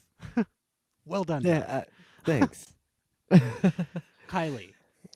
I have a tendency to steamroll. Kylie is taking a quick little break. Hold Oh, that God, thought. as soon as I look away from the screen. As soon as I look away from the screen. She's got to pee. It's totally cool. I have peed before. I know what it's like. Rosie in the chat says Faye and Jet works. Callie says character development go Josh. So confirmation there that our live chat views us all as characters on a show, not as real people. Thanks, Callie. So if disappointed. we ever make a T-shirt with just my symbol of the Bebop background that I have right here, it has to say character development underneath it. Character development. I can dig it. Ricky D's will say it'll just be the word mirth with a line through it, and then mine And then will say like something tear narcissistic. stains. Like color the shirt so there's tear stains on it. We want the shirt to like symbolize being depressed. Yeah. Uh-huh. No, I'm totally on the same How page. I can know we what you're talking about. manufacture and sell this? How do we capitalize? So, if there's anything from this episode so far, let's go Josh, Ricky, Phil. If there's anything from this episode so far that you would like to specifically point to that we have not pointed to yet, please go ahead, Josh. His fake eyes. Yeah. I thought that was really, really interesting. That someone I can't remember what episode it was, but they emphasized his eyes and how in Pierrot Le Fou. And in Ganymede Elegy, Mm-hmm. when Gren meets Correct. him, he says, "Oh, she said you had different colored eyes. You're Spike, Yeah. aren't you?" they really, really emphasized that. And to find out that one of them is fake and that all these myths that people have put into their head about his eyes, it just, he just lost it in a battle and now he's got a fake eye. So I thought that was really cool. I really, It made me want to go back and rewatch the entire series and see how that affects him as a character, even though they aren't telling us directly. yeah. Mm-hmm. Couple of ways. sure. I think it sort of makes him identify a little bit with Pierrot because he can tell that the guy was like cut on, right, medically. And beyond that, it kind of gives him this, I don't know, new lease on lifestyle attitude, right? Like whatever happens, happens, dude. I'm on borrowed time. I should be dead. Like, Yeah. I Yeah. should have been dead years ago. So whatever happens, happens. And he and we get, and to your point, Ricky D, I hope you do go back and watch it, because there are so many little lines when they first meet Faye. What does Jet tell him? He says, "Hey, don't win too much in here. Your eyes are too good. I don't want them seeing how much money you're winning." Like, Yeah. Yep. he tells Hakeem the first time he fights him, "You trust your eyes too much," and it's like, there's so many little details that are so good. Okay, Kylie, before you stepped away, I promise I was trying to throw the show to you. I was like, Kylie, I talk, I steamroll, I ask questions. Please, where are you at, Kylie? What have we skipped that you want to talk about, or that you really love about these 2 episodes? Something that I thought was strange, and I don't know if anybody, like, it could just be me or if anybody picked up on it. It was interesting. Damn it, Alan. Sorry. It was interesting that it seemed like when Spike had found Julia, it was like he was very emotionless. And it was like he didn't show emotion again until she died. It was like he didn't know what to do with her being right there. He was like living so many years of like living in her memory kind of thing, that when she was really there, it's like he didn't know how to act, and then like everything went back to normal when she died kind of thing. It was Yeah. just weird. I thought that was odd. And I would say, I don't know that it's odd. I feel like it's in character for him, for emotion to throw him off, right? For a sense of calm to feel uneasy for him, or for a sense of safety to feel unnatural for Spike.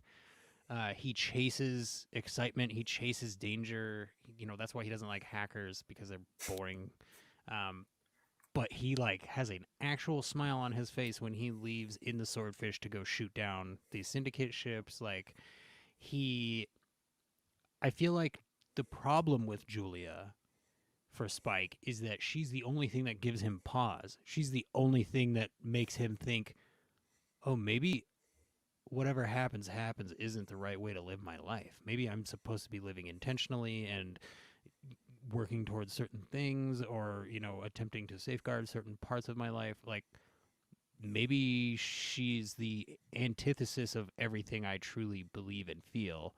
And to that point, he says she's the part of me that I was missing. Mhm. She's what makes me whole. She's the part of me that made things make sense.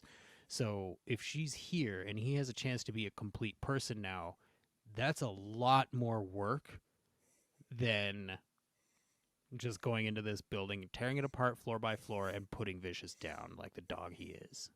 Like, it would be a lot harder to do all the work that is required to become a complete person than it would to just go end this syndicate thing right now. And that might be the most realistic part of the show, right? Like, you're going to carry that weight. And if you let it, it is going to drag you down. It will be there the day you die. It may be the reason that you die.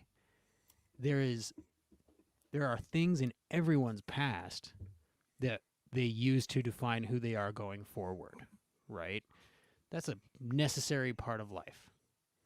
But I feel like this is almost an indictment of the human tendency to create absolutes out of prior experiences, right? So Faye trusts no one ever because of her prior experiences.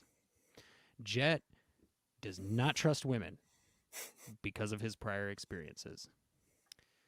Spike can't not do the right thing, and he cannot let past transgressions go. So they're all carrying these different weights, and the only character that we've seen go F this weight is Ed and Ein. And they were like, screw this, you guys. I'm going to say goodbye with a smile. It's going to be difficult. I'm going to be alone, but like, I'm going to be happy. Like, at least I've got some direction. And Yeah. I think the realism in this show not only comes from those tiny little physical details like the arms manufacturer, but mostly from the human characters in the show, which is kind of, I am deeply impressed because it's an animated show and the character drama is what makes it feel realistic. Now, Ricky D from Best Flicks with Ricky D. Where you at? Rosie says Jesse steamrolls. She's right. Where you at? Where you at, Ricky D? Well, there were a few little things I wanted to point out. When this is a very small thing, but it's kind of fun. Did anybody else see the PS1 Yes. with Jet? Yup. In the Mystic's room. Yep, in that weird shaman's room. Yeah, there's a top-down view of everything that's in the room, and it's mostly a bunch of scattered junk. It's hard to tell what it is, but there's very clearly a PS1 Right there by sitting at Jet's foot. feet. Neat. I thought that was Yeah. interesting, and it very clearly puts Cowboy Bebop in our world. Like, we know that they interact with our solar system and that kind of thing, but this kind of puts it so that we're in the same universe as them. It ties our story to them. Also, in regards to Spike's eyes, just a very interesting coincidence between the shows that I've been watching. I watched this episode last night, and they're talking about Spike's eyes and how he can see differently and all of this stuff. And immediately after this episode, I turned on Oz, the old HBO series where, like, that weird experimental prison. Yeah. And one of the characters gets an eye cut out with some glass, and he starts talking about how you see things unclearly with your stereo vision. You see around problems, you see all these different things, but I can see directly to what is the issue here. And it was very interesting, just what I'm seeing in Cowboy Bebop versus what I'm seeing in another show. And they're really saying very similar things about a very bizarre subject, a very kind of tangential, loose subject. So I thought that was really interesting. Yeah, the themes and the content of the show, I think I know were part of the reason I chose this show, because when you said anime era for kids, I was like, I know the show to give you, like, in the friendliest way possible. I know the show to throw in your face, and I appreciate your face's willingness to have things thrown into it and then accept them. Because, and I'm 100% serious, because like I said before, I will resist people's suggestions to the detriment of my health, right? But like, for you to actually jump into this and go in with an open mind, I am beyond grateful for, because I don't know if I could do it, and I'm glad to have you here for that. In the vein of things that are compliments but don't sound like it, or are positive but don't sound like it, I love being wrong. Right. I love when I have a strong opinion about something and somebody goes, no, here is some very clear evidence as to why you're wrong, and that gives me an opportunity to grow as a person. So Yes. I feel like Yeah. Ricky and I now need to find out what season 3 is going to be, something that Jesse hasn't watched. So he's forced to watch something. Here's the only problem with that, Josh. In the interest of honest transparency, the only problem with that is that, as the person who is running the social medias and editing the show, it has to be a thing that I love, because I spend a lot of time on this because I love it, obviously. Very true. And because I love you guys, and because I love the show that we have. I mean, this is Josh and Ricky D, you guys in particular, you know how much work it takes to get a good podcast out. And we have a 2-day turnaround on this show.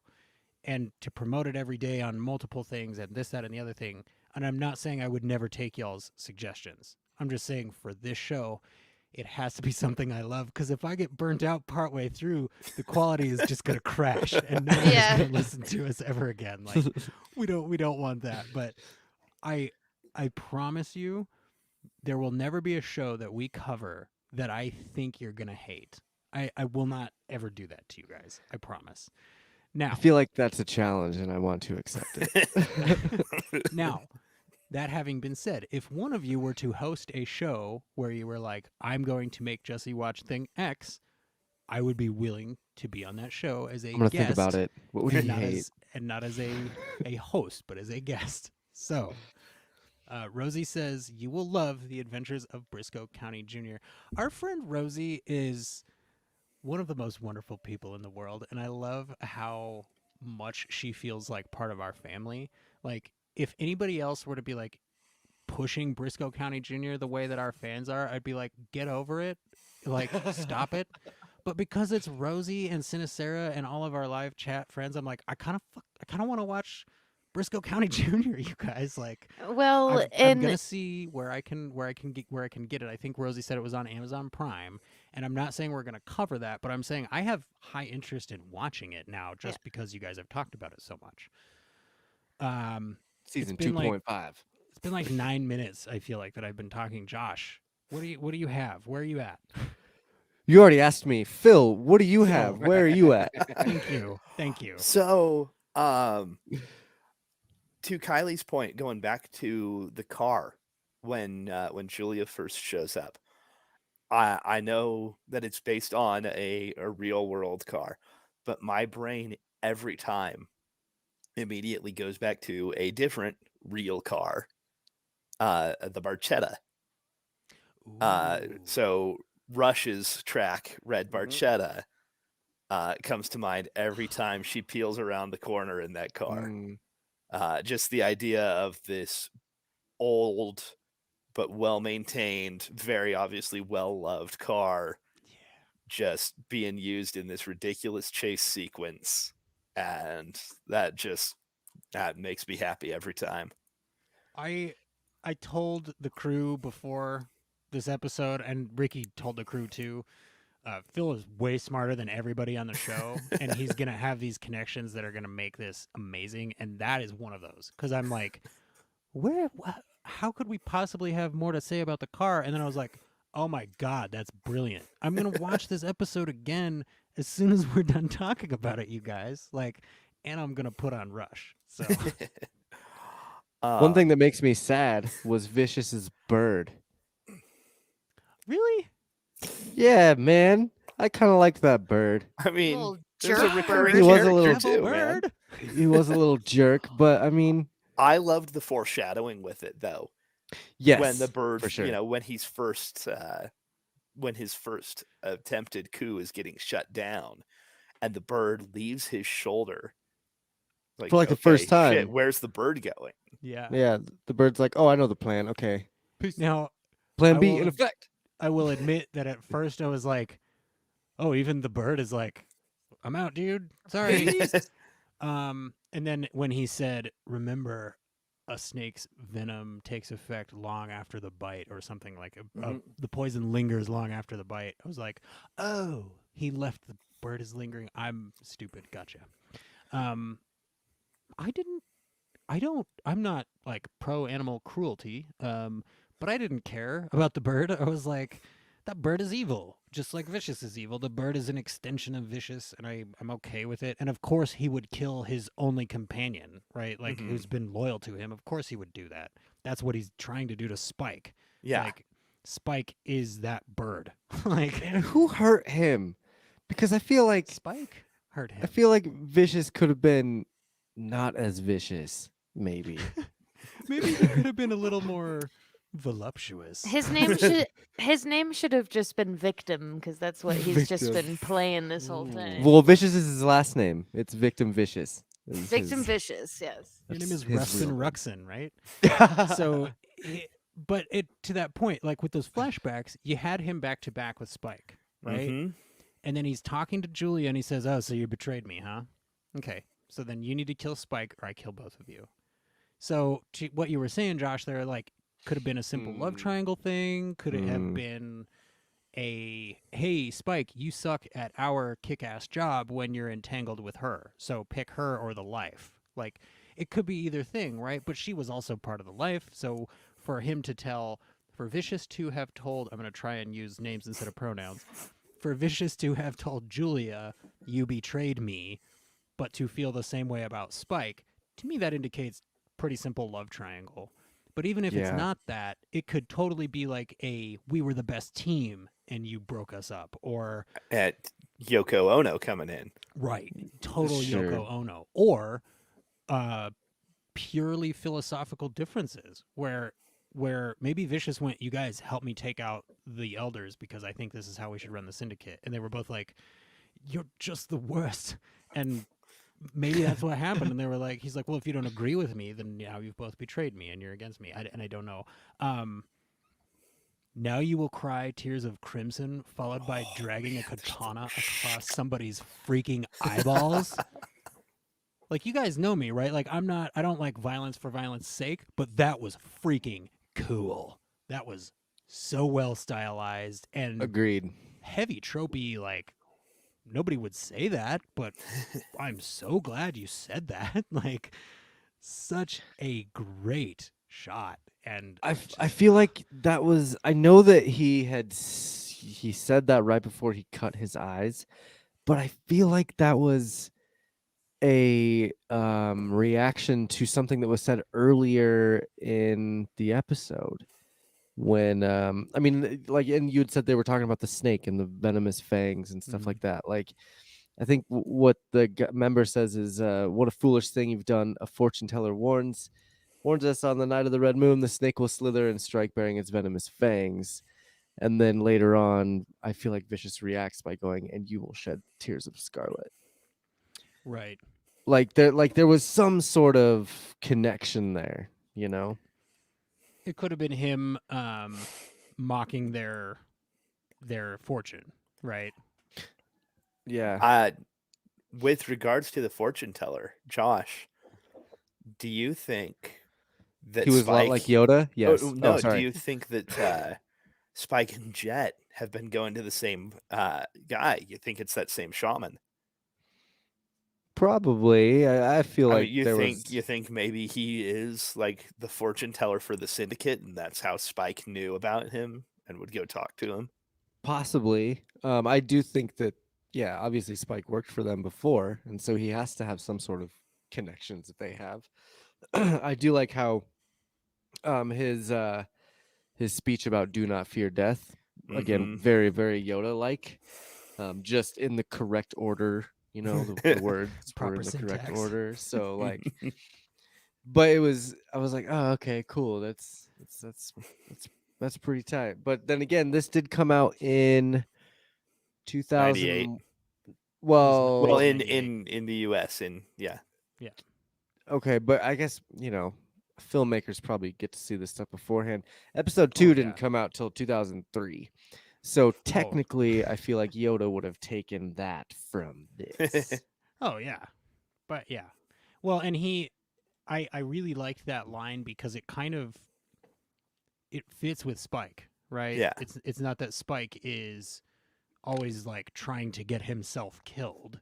It's Right. that he's not thinking about death. He's thinking about the next action because death is always a possibility, right? It's Mhm. always lingering. It's always beside him. And kind of an interesting parallel. I believe they mentioned something about sideways or death will. What is it? What is it? Death is always beside us, right? Mhm. Much how the operative will come at you sideways, Mal, in Serenity. It was this smallest little thing, and it's definitely not meant to be a connection, but because we just watched Firefly and Serenity and then this, I was like, oh man, thematically similar. That hurts my heart. I miss Book. I miss all these characters. I miss so bad. Wash. And I miss. I The mean, Reavers didn't. I'm gonna. Well, and I'm gonna miss Josh. Oh constantly gosh. going- what I'm gonna miss is Josh going, I just want to see Reavers. Why won't they show me the Reavers? Where are the Reavers? They keep mentioning Reavers, and then And we then get they the ruined Reavers. everything. Yep. Well, you got what Then you you wished sure for. saw 'em.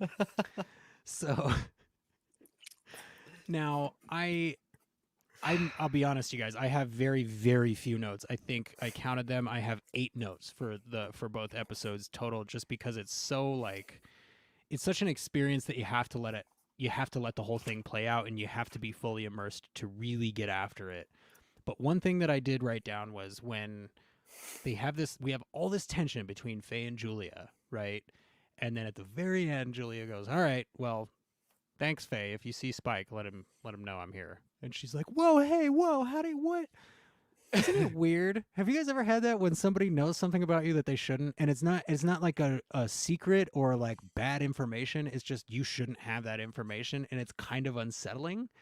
Like the time that it happened to me most recently, somebody had said, hey, what did you do this weekend? And I was explaining it, and then my boss jumped in and went, and then you went to the Ark and donated some furniture, right? And I was like, yeah, what? Like, I'm not mad that I guess, and like I'm it's not like confused. it's just like, why did you say it like that? And he was like, oh, I was the next car in line. I'm like, oh, okay. You could have just said, and I saw you in line. It was just weird. Has that ever happened to you guys where somebody had information they shouldn't, and it was innocuous information, but you still Uh, felt weird? I mean, it's not necessarily that they knew information about me. It's just that they knew me or my name or something. Like it happened a lot when I used to drink a lot and like go to the bars a lot. Gotcha. And I'd meet a lot of people and like you get those like, hey man, you remember the other night we were down over here, and I'd be like, no. So I'm that person because I remember everything that people tell me. And so, like, say, for example, we were back in the day because Josh and I met at a bar that he worked at. So we'd go, say we were at the bar or whatever a long time ago. And, somebody would be talking about a mutual friend from the bar. And then they'd come and be like, oh, hey, I'm so and so. Oh, Kylie, yeah, you're the one with the red truck or whatever. And they'd be like, How the hell? and it's like, no, I was Making just me hanging out with uncomfortable. so and so the other day, and like they mentioned that about you. I don't know. So I'm Gotcha. always that person because I remember. I Very try to be cool. polite and friendly, and I just come off like a creep. So Our friend, our friend Callie D in the chat says, I once did that to a classmate by accident. We were talking favorite radio stations, and I went, you always listen to that one radio station in the car, right? And she was so confused. Um, Callie D, it sounds like it's a relatable feeling to have to then immediately go, oh, am I the creep here in this situation? So she says, little did I know that I usually ended up driving behind her. Little did she know that I usually ended up driving behind her on the way to school, and she sings very actively along, and that's how I knew. Oh my So, God, that's amazing. yeah. That's like me. I was gonna say I'm the same way. I like to glance at people next to me at stoplights just to be like, is this person cool or are they like a total square? Oh, yep, total square. Yeah, All right, cool. man, it's just like Office Space when dude is driving and he's singing the song and then I'm like that guy because I go really hard and like I'm like belting and like I used to be a singer, and I would belt a lot and be very loud, and I know that people can hear me outside of my car, Yep. and so I'll look over and just kind of stop for a minute because I'm just I gonna let get that. this moment pass. So, So- get on the steering wheel a little bit, like Yeah. rock on a little bit, like I'm listening to some good stuff, and then the second it turns green, I'm like, ah! I remember being in a car full of dudes, and we were blasting the Cranberries. Yes. And we Nice. pull up, I think we were on like Federal or something. We pull up next to this big truck of a bunch of big dudes. Yeah. And they look over at us and they laugh and they laugh. It's a bunch of me and a bunch of dudes listening to the Cranberries. Zombie. I know. Ricky D from Best Flicks with Ricky D. What's your go-to sing-along song in the car? Ricky D is muted. Also, Oh, Ricky, Yes, you're muted. here I you am. go. Hello. Probably there's this brand new song is the name of the band. I don't know if anybody else ever heard them. Josh loves They had them. like 2 or 3 hits. Yeah. 70 times 7 is one that I'll just scream out loud. And the dude, I quiet use things that for no a one ever password knows. for some of my shit. Really? That's hilarious. It's just this like screamo band, and I'm not really into that kind of thing. Not But anything important. No, I remember that being your password for things before. but yeah, Funny. there's something about that band that I really got into. Yeah, they're not your favorite band in the world. They're not like your thing, but there's Not something even about a close. couple of those songs Dude. that just makes you have to scream it. Yep. They have a song called "The Quiet Things That No One Knows," Uh-huh. and for about 6 months, I lived with this dude in Omaha. Well, it was like I lived with a band actually. They were our sister band. We'd always play shows together. But I lived in their basement on their beanbag chair, and every single morning when we woke up, it's like 8:39 in the morning. We would play that song. He would sing the main, I would play the drums and sing the backups. And it was like we would wake up, look at each other, move to the instruments, play it, and then just go about our business. Like And not even we- say anything to each other, just do it and then go away. One of those songs that I mentioned, it has like this really kind of threatening part in it where it's like, I hope there's ice on all the roads and you can think of Yes! me when you forget your seatbelt and your head goes through the windshield. Yep. So whenever there's like really visceral, aggressive things like that, I just scream it as loud as I can. Yeah. He I- goes, yeah. Why is that so easy to picture? Yeah. And it's so Ricky, I'm not gonna lie to you, that is literally like my top 3 favorite bands of all Yeah, time. I was awesome. gonna say Josh is like the brand new Stan. Like They- capital S. I mean albums after the 70 times 7, after Deja Entendu, like even the more recent albums, they are so Alright, calm down. eclectic. They are so good. You should listen to newer stuff because they're I only not, listen to like the couple of songs that I used to see on and they're like, nothing. Views. They're Well, and I nothing have- like that anymore. I have a couple of those as well, Ricky D, because I mean Josh knows I am not I don't- tried so hard to get you into my scene. I Here, don't listen to this band, and you're like, I fucking hate all of it. I do not like the same music that Josh likes. Let's put it that way. But there is a song. Try being his girlfriend. No thanks. There is a song called "Until the Day I Die" by a band called Story of the Year, I think. Love that band. Super whiny, like one of the whiniest songs I've ever heard. I will belt that song at the absolute top of my lungs if it happens to be on my wife's shuffle mix in the car or if it comes up on a playlist. That's one of those songs that I think I'm feeling the same thing you feel, where I'm like, I hate this and I cannot wait to hit all these notes. That song live though will change your life when you have everyone else around you screaming that. It will. I could see that. I feel like I am a rock star when I sing that song, and it's not even a rock song. So, Phil, do you have? No, a- Kylie had something. Oh, sorry. Let's go, Kylie, and then let's go, Phil. Do you guys have go-to sing-along songs in the car? So I'm just going back to, you guys were talking about music videos. Or The you know, anime whatever. ones? Yeah. So there's who does that Dear Maria song? All time low. All time All-time low. low. Okay. So there's a Phil. bunch of videos that you can watch, and it's basically they- that song to every anime Oh, opening, and it like lines up perfect just to that song. My It's my awesome. favorite one still is probably actually the Attack on Titan. opening. Yes, Yes! that's the one we Dear watched, I think, Maria. the first time. And it's perfect. It's And like so seriously, you whiny. could watch almost any anime opening, and it just fits so perfect. Gets, it's all slow, and then it's like You know what? So bubblegum. Yeah. I'm gonna throw it back to you, Phil, but a name just popped into my head. Josh, is this one of your bands? Alisana?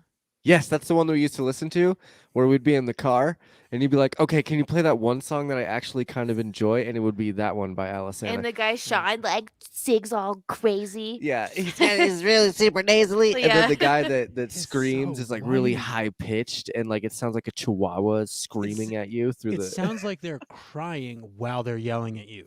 Like they're angry but sad. Talk about a and- band that didn't age well. They kept doing that later on, and it. Woo. This is Fun. why I try not to phrase my preferences as absolutes, because I know how much like that music means to you, and like like not in a condescending way, right? Like that's your music. Like you love that music, and like the music that I love, you do not love. But that's okay. That's the beauty of it, because we both love Cowboy Bebop and Firefly, and that's good enough, right? So why Phil. we're here. Phil, what's your go-to sing-along song in the car? I'm sorry. Whatever's on is the thing. I mean, That's respectable. I was a choir kid in junior high and high school. Nice. Like did show choir festivals in Colorado Springs and things like that. And Very it's just I'll sing along with whatever. I think we connected on some Geddy Lee once. Oh, Rush is yes. probably one of Oh, my yes. favorites to sing for sure. We have a buddy that he used to play drums with that totally loves Rush too. It's And it's funny because best. a lot of my go-to is and it's the New Age rush, Coheed and Cambria. Oh man, That's Oh, a that good, is I so love New Coheed. Age Rush. parallel. That is so good New parallel. Age Rush.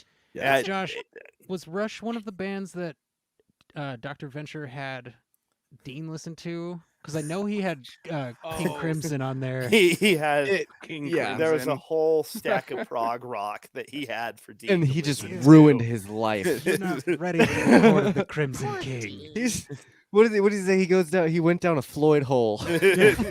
Oh. Help me, Brock. Those are the best holes to go down. He's just tripping. Oh, man. Ladies and gentlemen in the live chat and listening We've out all there in been there. podcast land, if you haven't, go check out Venture Brothers. I guarantee you will love it. All of it's on HBO Max now. All 7 seasons just got put on HBO Max. So Nice. Very cool. mhm. Callie's Ooh, I- Kylie, the shade. I love this. That's when I was Uh, talking crap about Josh's yeah. Being my music, girlfriend. talking about his, being his girl. No, thank you. No, being his girlfriend is great. Wow. Whoa. No, no. Was it? Did anybody else hear the? Oh. Wow. Like I thought that. I thought totally we were past like it and she was I'm playing. rehearing that in my head, and that sounded awful. I feel like I was trying to segue into another sentence, and then it just cut off, and it sounded real bad. Wow. So sorry. Okay, so we're looking for a new at Miss My Armcast. If you would like to apply to the position, follow me on Twitter at Sudden Butt. Wow, Kylie, I'm sorry. What were you saying before Josh was so emotionally cloven in twain? I don't know. Cool. Honestly, I Let's don't- move past it. I Venture I Brothers. feel quite we were rude, talking Venture so Brothers. No, you're insensitive. good. So here's the thing. I had mentioned I'm that gonna I made remember about- this night. Mostly because I'm gonna cut it into I'm a sleeping promo. on the couch tonight. guys. He's gonna Damn remember it it. because it's gonna be on all our social medias for a week. This So- is a bumper. I mean, it's his new intro, really. I did explain I had about 8 notes for this pair of episodes because I was just so enthralled and immersed and ready to go. My next notes, you guys, are picks for segments. So let's throw it to Ricky D from Best Flicks with Ricky D. Then we'll go Josh. Then we'll go Kylie. And then we'll close out with Phil. Is there anything you guys want to talk about before we get to our weekly segments? I'm good to go.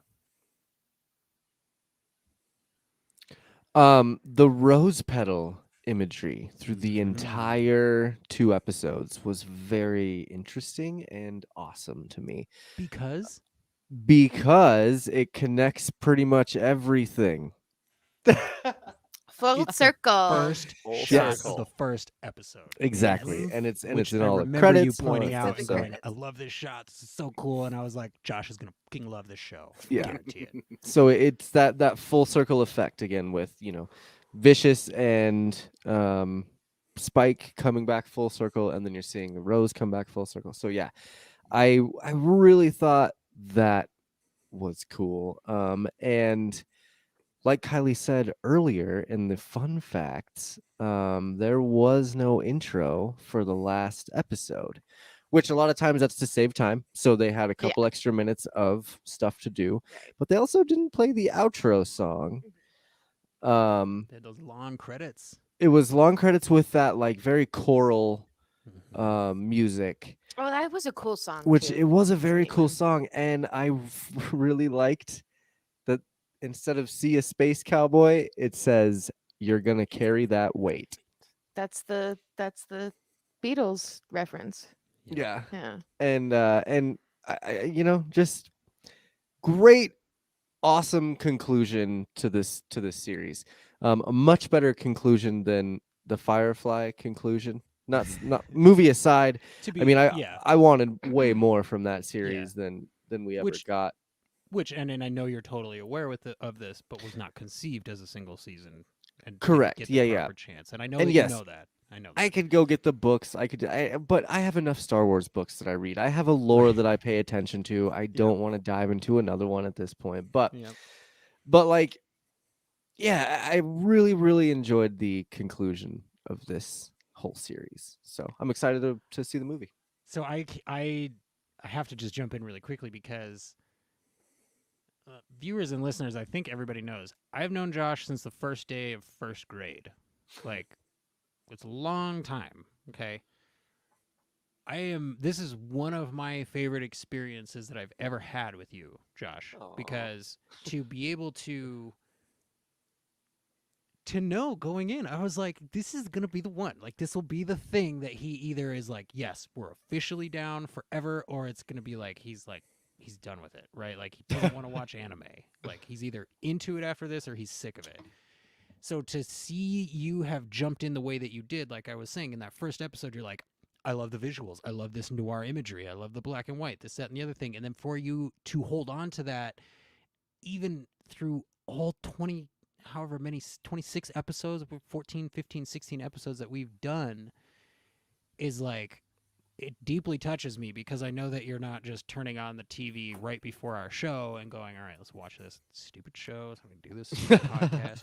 Like, you're enjoying it, and that matters to me Yeah. because I love this show, and that's why I wanted you guys to watch it. And, you in particular, I know, like I've said, it's hard for us to take each other's suggestions because we've known each other for so long. So to actually have something like this where, I don't have to go, I prefer Star Trek, and you go, yeah, I know, but I like Star Wars. For us to be able to go, yeah, but Cowboy Bebop, right? Like, that's awesome, dude. I'm really excited. So, and I think people can tell. So let's pass it to, I believe Kylie is Kylie. next, and then we will go to Phil. I just wanted to just touch on, I think that last scene with Faye and Spike was definitely very emotional. I think that was the first time where like you really saw Faye like, yeah, like just absolutely, like she usually tries to just shove it down and like no, she just let it loose. And I think that the last thing I'd like to say about that is I think that it was meant to and also worked out well that they had a platonic relationship. Yeah. I think that, maybe there was questions throughout the series like, "Oh, I wonder if this could develop," kind of thing, but I Will they? think that Won't that Yeah. yeah, I think that that last episode kind of showed that More she cared- was huh? It was more of a family aspect. Yeah, and she was more upset about it not because she was jealous of Julia. I think it was more because she was like, "Dude, you're going to go die." And like Yeah. Right. I came back here to be a family, and like you guys are my comfortable space and I'm going to lose you and you suck like For her to um say, hey, I'm finally letting my walls down, maybe come hang out inside the walls, And Mhm. he's like, yeah. no, I'm I'm going to good. take Well, my own yeah. advice. He's So, like, dude, he's like, she's like, your girl just died. You're gonna go run into this and you're gonna die too for nothing because she's already dead. Why are you doing this? And then he just goes and does it anyway. So, yeah. And that scene where he is, have you not ever fired your gun into the air and gone, ah? That scene where he's, looking her straight in the face and he's like, look at my eyes, Faye. That scene paralleled in a sort of uncomfortable way for me to the scene where Jet grabs her by the scruff of her collar. And yeah. he's like, hey, here's what's going on. I told him to leave because it's not my problem. I don't want to deal with it anymore. And she's like, yeah, no, I know that. And then he immediately softens and he's like, okay, so did he say where he was going? Like he kind of gets like, okay, I probably went too far. I do appreciate though that he wasn't like, he didn't physically grab her by the arms and like hold her against the wall and scream at her. He like got her attention and then immediately let go, So my respect for Jet still fully intact, thankfully. Despite his mental misogyny, which we know he has fairish justifications for from that character's point of view, right? So that was the last. That's a brilliant point, Kylie, to have Faye kind of be the character that has had all these walls the whole series to suddenly be our emotional attachment to this episode is kind of a reverse of what we're used to. Phil, my friend, I wonderful got guest. two. Please I got two. expound. First one is in the opening bar fight at the loser bar, which I love Yes. just as a I bar caught that. name. I love that. Just Spike picking up the shaker from where it's fallen on the floor Too much for taking a Booth. drink out of it, definitely too much for Muth, and then tossing it over as a distraction so that he can take a shot. I had Ah. that note too. It's my first note. Spike loves the little distraction throw because he used it previously in the Penguin episode. Yep. And Oh, it's he's done good. it with other stuff. Like he'll Right, like when right, you say right. you trust your eyes too much, he'll move this hand and then hit you with the other hand. Close up magic, man. Yep. All the cards just come pouring out of his mouth. And then the Part other of my thing I had illusion. on the other one I had was just Spike tries to dual wield again, and it never works out for him. He's- Every time we've seen him try to suddenly pull out a second pistol, he gets shot. So he comes out of the elevator, has that second pistol in his left hand, and first thing that happens, first guy that he comes across, Now, that makes me wonder, is it the left eye that's fake? it's the right, I believe. So is it a depth perception thing? Right? Like, well, I guess it's probably not a glass eye so much as it is like probably a bionic prosthetic. But yeah, and what is that? Is that he just didn't put any experience points into two-handed weaponry, or that he's just all Just when he goes highly offensive with his attack, with his fighting style, when he stops trying to be like clear water.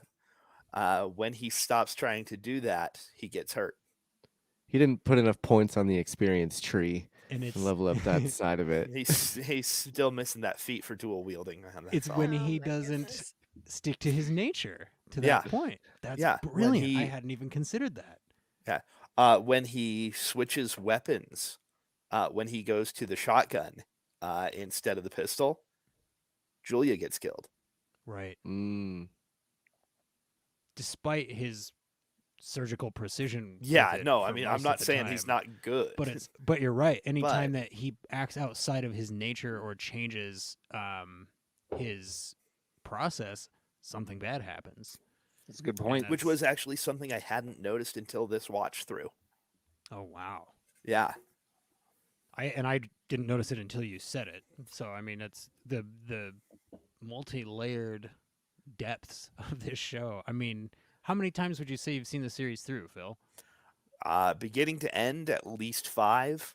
Yeah. Plus bits and pieces multiple times beyond that. So to still be pulling new stuff out of it, I mean, that's Yeah. an indicator of quality right there, I think. To be fair, I'm watching it a lot more analytically than I used to. Right. So I think we probably are too. I mean, I know I am. For Josh and Ricky, I feel like you guys have more work to do than we do because you're analyzing it as you're experiencing it, whereas I'm just like, oh, I love this thing and it's so much fun, and it all comes flooding back, right? And I could just talk about how it makes me feel, but I feel like you guys have the harder position here. But that's deeply satisfying and very encouraging to me because I'm, like I was saying, I feel like I could just watch the show over again.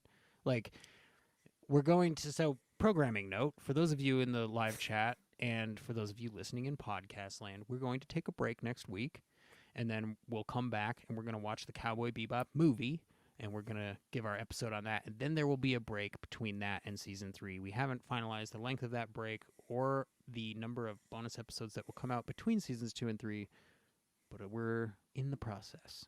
So, But we got this covered. We'll have articles about all of their supposed leaks that they get about season 3. So I don't make know if sure this to- is Josh testing to see if I listened to the most recent episode of the Twist My Arm podcast, but Josh, I listened to the most recent episode of the Twist My Arm podcast, and I appreciate you making mention of the fact that you used to use We Got This Covered as an actual source until you realized it was entirely BS. Now, I also would like to address a point that you brought up on that show about narcissism. I don't think that all podcasters are narcissists, but I think narcissism lends itself well to podcasting. And my narcissism doesn't come from actually thinking that, like, I personally am better than anyone on the screen or anybody that I meet. My narcissism surrounding this show comes from knowing that this show is really good. We have people in our live chat that this is appointment viewing for them because they want to be part of our found family. You guys have been here every week, basically since the start of this year, to hang out with me and watch TV shows with me. That's where my narcissism comes from, because I get to go. I have friends that are so cool that they will watch shows that I want them to watch, and they will put on a show where we talk about it with me. I don't know how that could not make you feel confident and prideful, but it does. Oh, I do. for I me. think I don't even remember what we were No, talking no, no, about no. with I'm that not. aspect. I am not criticizing you. I'm just clarifying for anybody who's ever listened to us that thinks that we're full of ourselves, that if we come across that way, it's because we feel like we've accomplished some pretty cool stuff, and we have a really cool family of people around us supporting us. So that's where our confidence comes from, and I felt like it might be worth it to address it. And I everything's all in fun too. And Callie says, "Kitty cat." She saw the cat Yeah. when you were by in the chat. But that's my point. Like, You thought we wouldn't notice, but we did. and I identified, like, I knew that Spike was cool, right? But when Jet reminded us that he's not a cat How person, many different things are you drinking, Phil? Seriously, I am so sorry to interrupt, but He like, started out with the martini, I am then it telling became you, mead. It No, was no, actually the- mead. The mug here is actually water. there are so many different cups. there's a stein of ale in there somewhere. I've told you before, Kylie, Phil is the coolest, most intelligent person. Of course, he has I was drink thinking that specific. same Of course, thing. he would Lagers. drink 4 different drinks. I was like, oh, cool. at He's the got same a cool little martini glass, and then I was like, oh, look, a And beer. then there was I tea. was like, oh, look, a mug. And then- I love it. We got. Sorry to we got a interrupt. No, you're it's- cool. We got a The, martini because of the whole too much vermouth bit. Yeah. Okay. Got water in the mug, cider, and a Mountain Dew. I love it. That's And amazing.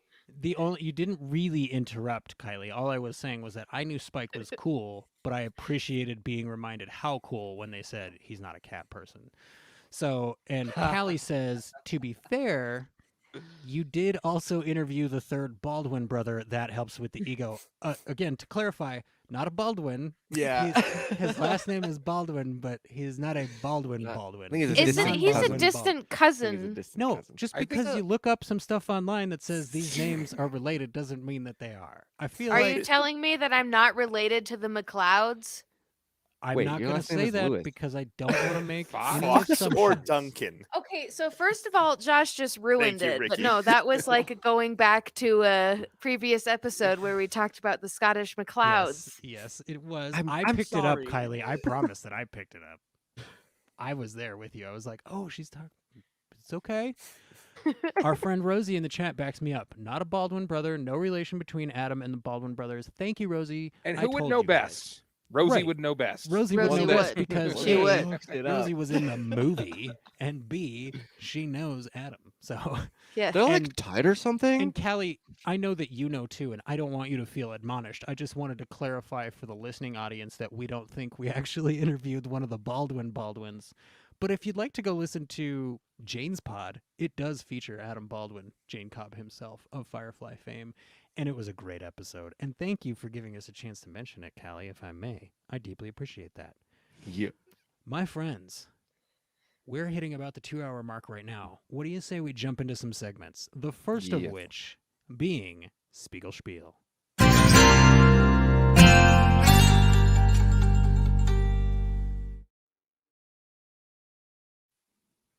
Spiegel Spiel, of course, is where we share our favorite lines of dialogue from this week's episodes, even if they were not uttered by Mr. Spike Spiegel himself. Because it's the only polite way to go about things, let's have our guest Phil go first. If you'd like to give us your selections both at the same time or however many you have, either way is fine with me because I know it's 2 episodes, but it's kind of just one big episode.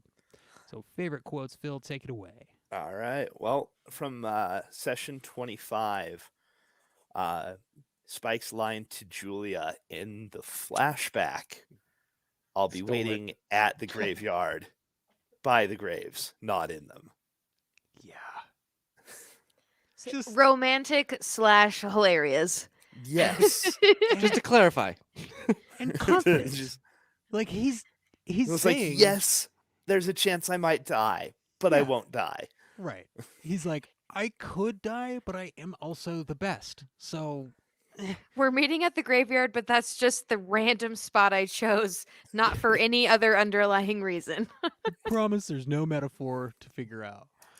But he does. I mean, Steve Bloom, like It's just- the He's guy. so good. Yeah. I mean, I've blushed on some of the lines throughout the series where Spike was too cool. I was just like, I'm kind of intrigued. Like he's just so good. Go ahead, Kylie. Oh, There no, a no, bit of I an was just "I being do Jesse." Oh, declare." doing the Yeah. yeah. Quite. I had to make my demure face once or twice this season. I And go ahead. session 26, I gotta throw it back, the callback to Sympathy for the Devil. Just that last line. Bang. Yeah. And he Ted. even that one word. One it word. was like, oh, I'm gonna. Well, watch how this could he not be again. cool even in the moment of his death? How can Yeah. he not be the most suave, debonair man? And to that point, how ultimately cool that he and Vicious both fully understand the rules of the game. They throw each other their preferred weapons. Yep. Then I they love have that. their showdown. I Because love that. in my head, I'm like, oh, Spike with a sword, that's so cool. But we've never seen him fight with Unnatural. a sword, and he might not Right. know how to use that. I would much prefer him to have a gun. And then he gets a gun. So it's like, now, also, We've seen that him use a sword fight- knife once. Right. And that sword fight where he's essentially using the trigger guard as like a cross guard to Mhm. block sword blows was It's pretty cool. so intense. And Yeah. he's got the they're doing the, I don't know what the word is Yeah. for it, but where they're locked, right? And they're just pressing against each other, and he's just firing bullets like inches from Vicious's face. I mean, if you go back and watch the first Matrix movie, where they fall next to each other, they're both pointing Yeah. guns at each other's heads, right? And he goes, "You're empty," and he goes, "So are you." It gave me that feeling of like, this is just stylistically, gorgeously immaculate. The visuals here Yep. are pristine, and they speak to my soul. Okay, those are excellent picks. Let's Well, and go. and again, just that became kind of his signature line for Steve Bloom. Because he says it in So- other shows, right? He used it as his sign off for the final episode of his original run on Toonami. I was gonna say As the Toonami, voice yep. of Tom. He Mm. played Yep. Tom. Yeah. Oh, And Because Spike was like his debut. It was his debut anime role. Yeah. Mm. And now And he's then- like the guy. And then he's got the Sonic waveform tattoo of Of his Bang. the image of his own voice saying "bang" That's funny. tattooed on his So- arm. I can So he's number identify- 1, and so number 2 anime voice is Richard Cox. Do you know who that is? Yes. Okay. Inuyasha. All right, yeah. He plays Richard Cox is in like so many different animes. I could list them, and I'm sure you know what I talk about, Phil. But yeah, Richard Cox is another good one. Steve Bloom. For They're pretty me, great. it's all Sean Shamel and Chris Sabat. But Goku and Um, Vegeta. All right. I was that kind of kid growing up. I've not had a chance to meet I either mean, of me them. I too, have met but- Richard Cox. I would Really? have loved Yeah, to meet no, Richard I've Cox. met I'd be him a like, few years speak to ago." me, please. Just I'm talk so words. immature over here. I just keep hearing Dick Cox. I'm sorry. Oh wow, his name is totally Dick Cox. which is probably why. Every time you say it, I'm just like, oh, that's hilarious. Never That's thought probably about why it. he goes by Richard. That's awesome. Didn't mean to Wow. ruin that. Sorry, guys.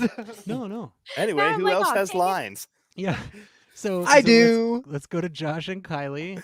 Whichever order the two of you prefer, go ahead and go in that order, and then we'll. I jump will to go Ricky D. first because I do not have Because any she might as well lines. just kick me while I'm down, right? No, oh my gosh, hush your mouth. No, she was gonna I be really like- honestly I wanted to open the floor for like the new viewers to pick stuff. So Yeah, I appreciate Anyhow. that, Cal. Oh, so you are letting me go. yes. Okay. So for part one, we had already talked about mine.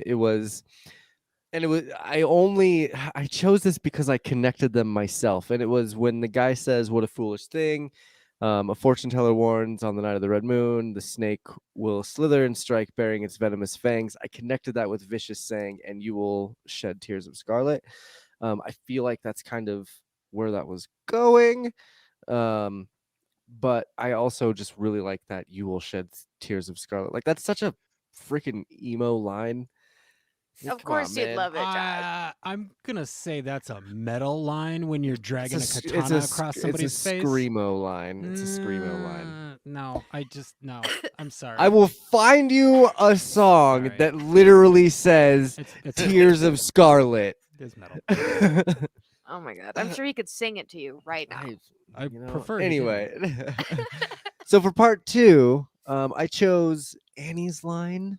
Oh, Everyone, they've lost their place in the world like kites without strings or tails. that was a good one. Yes, I wrote that one down Um, too, but it was just I think that one, I don't know, kind of hit me the hardest. I think her death actually hit me harder than anybody else's, Oh, even sad. though everybody pretty much died. You know who she reminds hers me was of? What's her face in oh my god, Adam Sandler movie? Mr. Deeds. oh Oh. the one. And the What are you Ryder? trying to kick me in the nuts, dummy? that chick. That's totally her. Yeah. Okay, that makes sense. I like that. Mm-hmm. Yeah. Yeah, I think isn't. It's probably something generic like Bertha or something. Dude, I was totally gonna say Bertha. But The actress they picked for Annie in the live action series, excellent choice. great. Oh my Yes. god, if it's the Yes. same chick, that'd be awesome. If you wouldn't mind looking that up, Josh, because I feel, Got it. Thank you. I feel terrible to bring that up and not be able to tell people the name of the actress, which you're Yep. about to do. Give me just a second here. I'm still on part one over here. My bad. Segue. No, My it's okay. bad. We'll get there. So while Josh is looking Oh, that yeah, up, it's Anastasia. I forgot. Oh, her real name is Anastasia. It's not just Annie. It's Anastasia. And it is Anastasia. Carol Stanzione. Stanchione. Stanchion? You'll recognize her when you see the photo. It's not a Um, name that I recognize, but I did recognize the Oh photo. wow, she's in a So- lot of movies. Tons of stuff. So Ricky D from Best Flicks with Ricky D. the Assuming that third. all of your choices have not been pilfered, my friend, and I apologize. Do you have any selections left for Spiegelspiel? I do still have one very good one. Excellent. It is when Faye is trying to keep Spike from going back down there and fighting the Red Dragon Syndicate, and Spike replies with, "I'm not going there to die. I'm going to find out if I'm truly alive." That was a very powerful quote. And again, one of those lines said with a little less gravitas, with a little less confidence, with a little less bitchin' coolness. That line just comes across as dumb. But because it's expertly, perfectly delivered, it comes across like a freaking freight train. Like, man, I gotta know where this is going. And then, of course, we get that execution. So excellent pick, Ricky D from Best Flicks with Ricky D. I want to just really quick, the lady that plays Annie. We're just going through her whole filmography. And it's Mhm. great. It's got And you got guys the have big seen every O movie. and She's no. A lot it's of just, them. It's just got some good stuff. But She's in The Big O. most notable mention. She was in Eminem, E, an Eminem story apparently. So that's nice. Yeah, But but no, she's in a lot of popular animes for sure. Yeah, I just wanted. We were talking about the Big O earlier, Yep. and she's She's also in the in Ghost in the Shell. So Ah, which she's. Android I think you'd Picator. also enjoy. Yeah. Oh, Ricky D would love. have the live original action Ghost in the movie. Shell. Yeah, no, Ricky I D. well, I have the original anime movie Ghost in the Shell on Blu-ray, and I would love to let you borrow that anytime. I No, liked Soup's good. I liked the It's live so action good. too. Oh, That's- I like the that's- live action too as That's well. fine, but I didn't never see the personally anime, so need no Ricky reference. D to watch the anime version. So that's just where we're coming from with that. If you guys, is it okay if I go now, Ricky? Did you have a second section? I am good to go. Oh my gosh, I was pretty sure there was no way that we would get to the end of this and I would still have quotes that hadn't been said. Faye's description of Julia is Oh, I almost cried when she said it. Like I don't know, I couldn't even tell you why in the moment. But he says, so what kind of woman is Julia? This is right after he pulled her up by the scruff of her neck and was screaming in her face. Then he goes, okay, so if we're going to lose Spike, what kind of woman are we losing Spike to? She goes, she's the kind of dangerous, beautiful, ordinary that you just can't leave alone. And it was like, buddy, that is identifiable. I think a lot of people have had people in their lives where they go, this person is not good for me. I'm going to probably spend some time with them anyway. Or I am going to do thing X against my better judgment. Or I'm going to attempt to make some totally whacked out, contrived version of reality function for my life, despite knowing that this is a bad setup. So for me, that description of Julia as just that trap, right? That there are some things that are so essential to who you are that you cannot escape them. And for Spike, that was Julia. She was his missing piece. Without her, he's like, okay, now for the first time ever, truly, whatever happens, happens. Because I've always said that, but now I'm resigned to fate. Because she's gone. The piece of me that I was missing can't be gotten back. So I really love that line. And I do really love you're going to carry that weight. And it made me wonder, do you guys think, and Phil, maybe you know, I mean, if anybody knows, you know, was the creator of the series, did he have some guilt or some weight or something that the creation of Cowboy Bebop was meant to excise from him? Because I know, with Neon Genesis, for example, the creator of that show has said, this show was very cathartic for me to make. It was therapeutic. I used it to grow. I used it to become a better person, as I was making it. Do you know if there was any of that going on with this? Because to end the whole series on that line, you're going to carry that weight, seems like a hell of a decision to have almost no clarification for, other than a retrospective viewing of the show up to that point, right? So do you know, was there anything in the creation of it that might have led to the choosing of that as a final sting? Beyond just the musical connection to it, Right. Like Kylie said, it's the last of the Abbey Road. It was just kind of the sense of finality to it.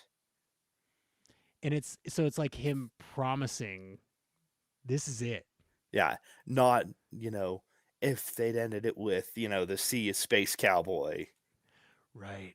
what else would we have expected? We're waiting for another season, Yeah. or Doing. I mean, it's not the only time the episodes end with a different line, but right. But I think it might be the most significant poignant departure. Yeah, definitely. Because the last time we did get a departure, it was sort of implying that there might be more to Ed's story, right? Mhm. We'll see a space cowgirl somewhere someday. Maybe. Mm-hmm. And yeah, to have this be on the other side of that that's a brilliant point, and I'm glad that I asked you because I wouldn't have picked that up.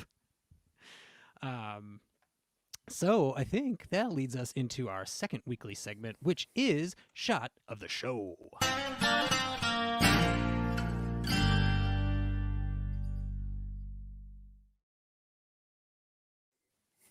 Shot of the Show, as you know, is where we share our favorite visual moments from this week's episodes, the moments that hit us just a little harder than the rest.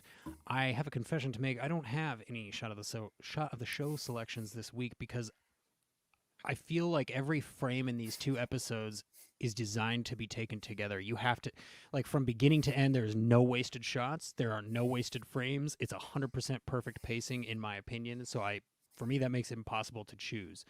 That having been said, let's open up the floor to our guest, Phil, for your favorite shots from this week's episodes, my friend. All right.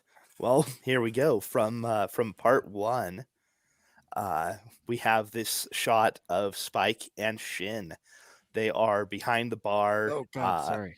Yeah, you're okay. We've got Spike and Shin behind the bar, and just the beautiful perpendicular angle of their lines of fire. It's an incredibly well shot sequence, and just the lines of it are gorgeous. The way they are just instinctively covering each other's each other's blind spots. They're just, they've never met before this or they've met before, but it's been years to the point where, Spike barely remembers that, Lynn's brother was also part of the syndicate. Oh, hey, they've never fought together, but suddenly just immediately in sync like that. And they have the my hair currently disheveled and red reminds me of Ed. Appropriate timing in the live chat. Again, I love everybody in our live chat. Now, to your point, Phil, yes, it's like these guys are not, or rather, we're not familiar with this new character, but we are immediately shown he's a consummate professional on roughly the same level as Spike. Yep. Yeah, like obviously nobody's as cool as Spike, but he's got a similar set of skills and, that sort of a thing. And the professionalism kicks in when it needs to. That moment where he came out of the elevator and we saw him again, dude, I swear I put my hands in the air. I was like, yes, like so excited to have some help here. And to feel that way about a character we've known for arguably 15 seconds is pretty impressive for he spends all of about a minute to a minute and a half on screen in the entire two-part thing. Yeah. He's the Monty of Cowboy Bebop with no soup catcher. Did you have a I do want to say, go ahead, Josh. Just so that shot was from the 6 minute and 3 second mark on Hulu. Oh, right. And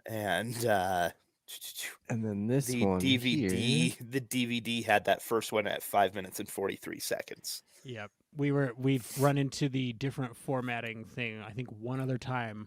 I think Cameron watched on Amazon, but yes. Yeah, and that's why I've always tried to give you the description of the frames in addition to the time codes, because we honestly do that with each other even when we're all watching on the same platform. So you fit right in with our process. Yeah. It was perfect. And then this one is from session 26. This is again on the DVD, 17 minutes and 30 seconds. So 1750 on Hulu. It's 20 seconds apart, basically. It was really easy to figure out your shots once I figured out the timing. There you go. Once you had that differential down. Yep. Thanks, Ricky, for that. The blur in Spike's vision after he's finally fought his way to the top floor of this building. He's finally made it to Vicious. He finally, goes to draw a bead on him, and his vision goes blurry. And it's frustrating. Yeah. And that's the word for it, because if this were a one-on-one fight where Spike and Vicious were just placed in the same room, this goes down a whole other way. Yeah. But because Spike chose to go through 100 dudes to get there, I mean, damn, Spike. All those minions taking down his HP, and making him Yeah. use all his health potions. Using all of his potions. Yeah, I think Man, Spike just- wanted to die at that point. He was like, I know that I'm gonna go through all these people and get injured and then eventually die. If he didn't go through all those people and just Naruto ran up the side of the building, Just then bring like the swordfish in through the roof. Just yeah, then he would have just wrecked that fool. But again, you're right. He had to go through all the henchmen. So there's a weird bit of nobility in that. mhm. But Agreed. yeah, I He's- loved the idea of him getting, just finally seeing the exhaustion that he's feeling, finally seeing it from his perspective, and the way they were able to animate that was just beautiful. And to see Vicious suddenly out of frame, like a split second later, Yeah, which indicate you lose focus for 1 second, and this is how this fight will go. Now, to your point about the strange nobility, it's almost as though Spike is going, "Okay, Vicious, you worked your way up to the top of the crime syndicate. You have earned the position of sitting atop the tower with all of the underlings. I will do you the courtesy of slaughtering all of them on the way to kicking your ass, because that's how this goes down. And because you went to all the trouble of getting to sit on top of the tower, it's only right that I go to all the trouble of tearing that tower down brick by brick." and taking out all of Vicious's loyalists along the way. And then Yeah. as soon as he's dead, everybody left is just like, did he just kill Vicious? What do we even do now? Like, that dude Shit, just guys, killed that's like Vicious. twice in 2 days that all of our bosses have died. That's really like- bad, right? I quit. Yeah, I like- quit. I'm gonna go work Who's at next? McDonald's. I'm Yeah, done. right? Like, Our business Honestly, is I hate it basically here. not- They are yeah. so weird. our business is almost not diversified at all, you guys. It's just crime. So God damn it, we Phil. need to change our portfolio. up. That's excellent choice for shot of the show. Let's toss it to Ricky D from Best Flicks with Ricky D. What are your picks for shot of the show, my friend? Yeah, I was really happy with this first one. Oh, This is where Julia is tearing up the note that Spike gave her, and she tears it all up and she throws it out the window. And it looks to me like she's scattering his ashes, or scattering the ashes of maybe their memory or their relationship or something like that. That's what it struck me as. Leave that shot up, Josh. Ricky D. Picture Spike falling backwards amongst all those shards of torn paper. Same shot as Ballad of Fallen through Angels, the window. mhm. where he's Mhm. falling backward through the church window. If Spike is in this frame, that's the same shot. Hmm. Pieces of his life, pieces of his past shattering. Yeah, that's a great shot, Ricky D. Yeah. Yeah, I excellent looked at choice. the TV and those little pieces were falling down. I'm like, this is the one. This is the one. Did you have a Excellent. second one, or was that literally the one? And I do have another one. Go for it. For the second episode, 15 minutes and 11 seconds in, when Spike is kind of mounting the steps to go in there and just kill everybody in that building. I mean, Jesse said it very well. Almost anything could have been taken from these last 8 minutes of the show or whatever. But I really like this. He's just on the precipice right here, and he's going to go in and he's going to have to just kill every person in there. He's about to cross the line. Mm-hmm. It's the threshold moment. Yep. Ricky D, wonderfully cinematic choices this week, my friend. Putting that film school degree to use, right? Or, Oh, wait, yes. film history. What was it? Did you say you Film said studies. Film studies. Thank you. Film Sorry. studies. Yes. So, let's toss it over to Josh and Kylie. If your shots have not all been pilfered, in whatever order you prefer, I'm fine with either way. Go ahead. Well, let's have Kylie go first. She only had one, so Let's let's do have that. Go. Oh, yeah. I really like this one is when Vicious is killing the elders, and basically this guy just like pukes blood, and I thought it was great. Boom. It took me a So- minute to get that shot. Oh, it's like for a split Oh, second. I blood couldn't like puke. get. Yep. Yeah, That'd it's be a yeah. great song title. Blood puke. Oh wait, we already wrote that one. Yep. Good song. It's a good The amount of song. times I heard blah, trying to get the perfect shot. Trying to was just Yeah, catch pretty the one frame. every time. Blah. Like, pause. Blah. Pause. So it's a hard one, but it's a good one. It's a good one. I don't know if it was the same episode, Phil, but when William Murderface takes off his boots and he goes, "These feet," and then just pukes like halfway through the word steak. Like that was that was like the first thing I thought of when you said that. I was like, oh my gosh. If we ever make a Metalocalypse podcast, I'm bringing Phil with for that. Phil might start his own. I would love to guest on that. If I- we do that. Me too. I've seen Death Clock in concert 4 times. Oh, I Nice. missed them. I missed them at CSU by like 8 minutes. Like I feel like my whole junior year, that was like my ringtone on my cell phone was the Go Death Into Clock the theme Water is a song. legitimately good song. I don't know. I mean, a lot of Death Clock songs are legitimately good songs. But so fun, so fun. anyways, Damn. we digress massively. Well, Oh, just no. dropping everything. None of it is falling on camera, and Yeah, it we seems can't Yeah. see anything, but we can hear it all. Yeah, I think Seems the like you're martini still glass alive. might have just died. like, Oh no! On live TV. you know, Yep. hey, Yeah. Whatever Can't make anything up happens- for that one. whatever happens, happens. So if Oh man. that means that a martini glass goes. Stem Oh, is- you can still drink out of it. Yeah, It's it's fine. still good. Yeah, it's just stemless. That's even Ah. classier, actually. That's all right. I have another identical one. Now you have to finish the cup before you put it down. That's it makes it even more fun. Get What I was trying to grab that I pulled, the martini glass down with the headphone cord is hang on. Camera, where are we going? Oh, nice. cute. I love Little it. face bones. Face bones. Nice. I love face I'm bones. face bones. Oh my goodness. I'm gonna Ladies watch and that gentlemen in show. live chat or in podcast land, if you have not watched Metalocalypse, Do yourself a favor. So I believe that means we are on Josh. Yes, correct. Josh, share your And shots of the show with us, My my first friend. shot. I watched really early today, and I sent a message to our chat this morning that said first, and just immediately sent my shots of the show.